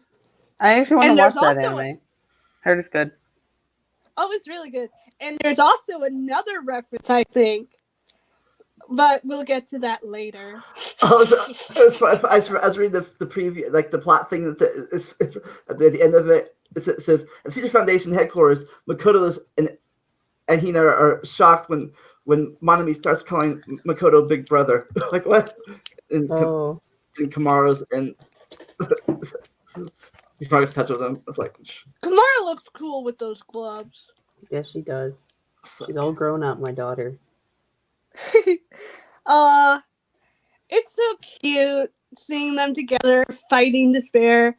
And, while I wasn't initially on board with it, with Monica yeeting herself into space, it makes sense if you've been around Nagito for that long. Honestly, God. it's like, Spider-Man is gonna just yeet himself up Jabberwock Island one of these days because he can't stand Nagito. So Kame's like, I'll train you to be her equal. I'll train you just like Junko. Just like, no, thank you. Oh, man. I remember, I just think it would be so funny if one day she just crashes down to Earth, and then who should find her but Nagito? And she's like, no! Oh, And, God. like, he picks her up, like, oh, I missed you so much. And then she tries to bite his arm, but it's the mechanical arm, so she hurts her teeth, and she's like, no! And then he's like, just my luck. he lands on the island. The rest of them like, hey, like, Oh my God. This is my little sister. Well, You see the resemblance? Shiny be like, oh, Shiny be like, I'll hug her, like, oh, you're cute. I'll adopt you. no, don't adopt that child. She's freaking evil. Oh my God. No. Get her out of that island. Get her away from my children now. Oh my God. Don't worry. She's in the Despair Pup gang. Yep.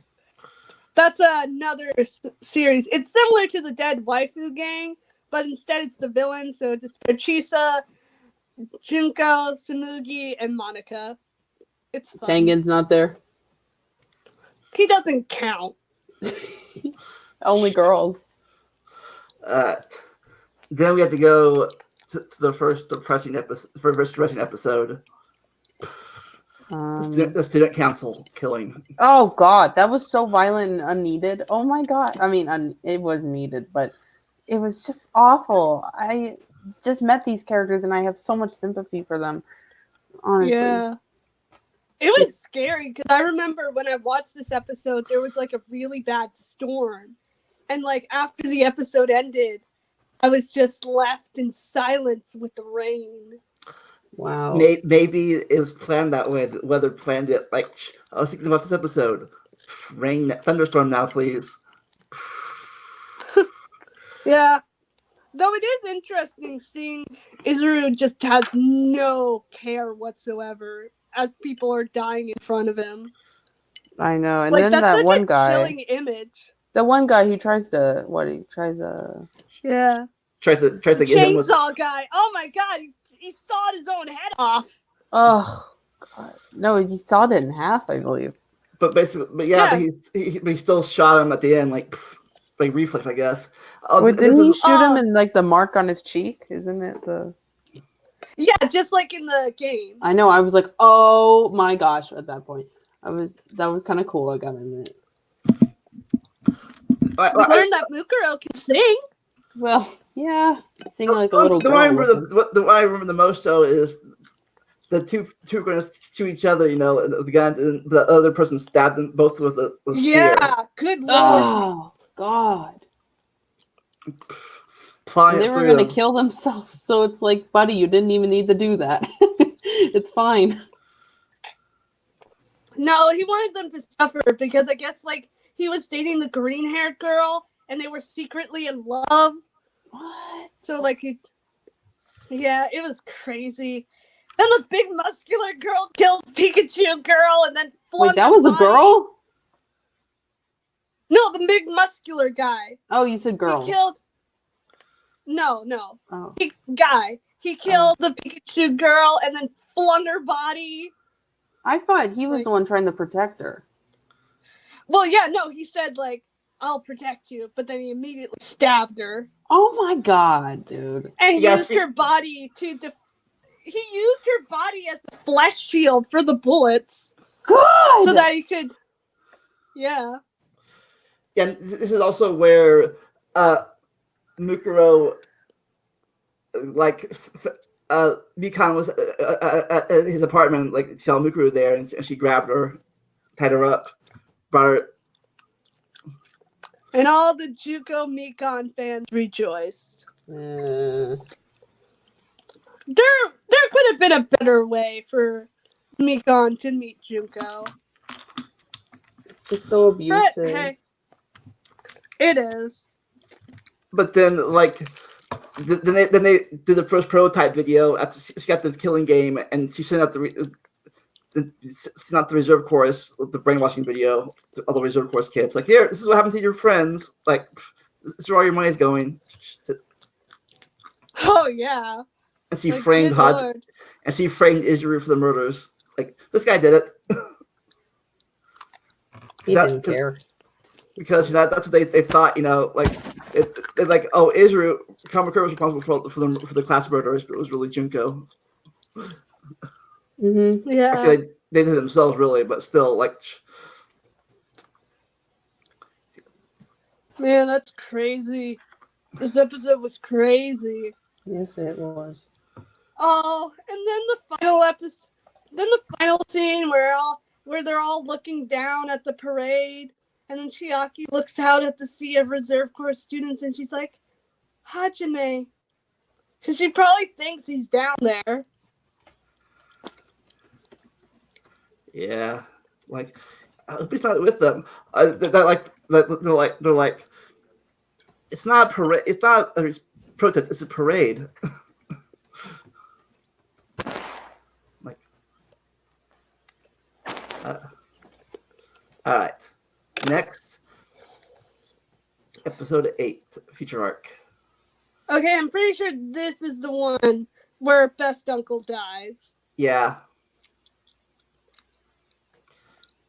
Yeah, his character arc is solid. Yeah, I loved him. At least he can share some beer in heaven with Gin. Aw, those bros. Oh, they could have been like Timon and Pumbaa. Yes.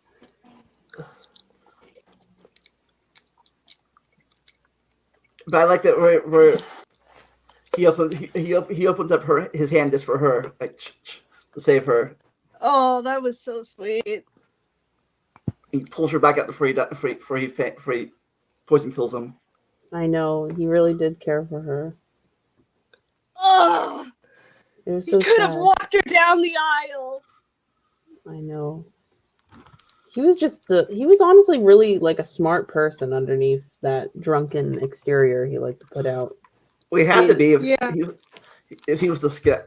If he was the scout, he was the Hope Peak scout for Yeah, I he don't know just how many played years. out that little thing a little too much, but he actually did like see the best. Oh my god, hold on. What is that? What is that? It's Jingo's at your door.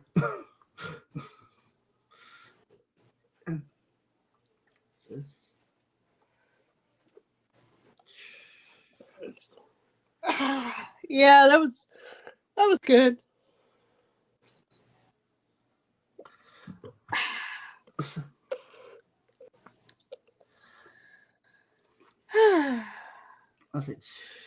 We're chugging along. Yep. Let's see. Anything else? I'm trying to see anything else happen in the episode besides just that. Besides, yeah, I think that was the main thing was. All right, sorry. I'm trying to see what else happened. Yeah, this was mainly just Kizakuro's episode. It's funny. He baked Juzo into attacking him and triggers a trap, which is the spear through Juzo, pins him to the wall. All right, guys, I have to go out with my mom to do something, but This has been a pretty. Do you think we could turn this into a part 2? honestly, Yeah, we can. Streaming freaking 3 hours. Yeah, we could do part. Want to do part 2 of this Tuesday? I could probably make that. I could probably make that.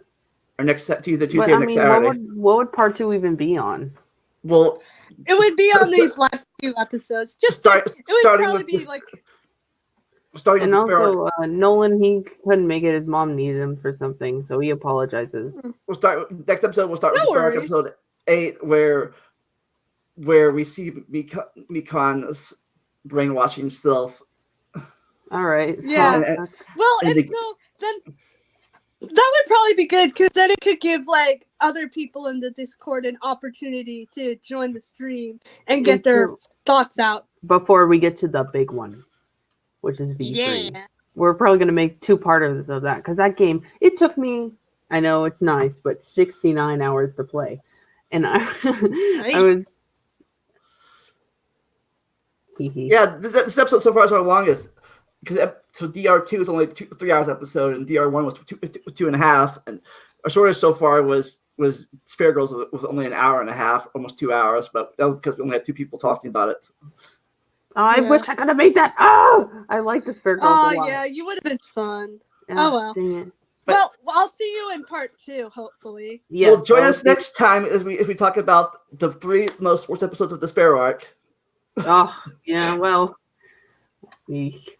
where Disappointment. all hope goes Disappointed. down the drain. I think worst episodes in the future are freaking what the heck. Oh yeah, that's coming up too. Where Yeah. where both waifus die in next part. Spoilers. Yeah. Yep. Alrighty. Well, I'll see you See ya. guys. Never stop learning and enjoy the randomness. We'll see you both next time. Bye. Bye. Oh, okay. She just left for real. Okay. I was just waiting for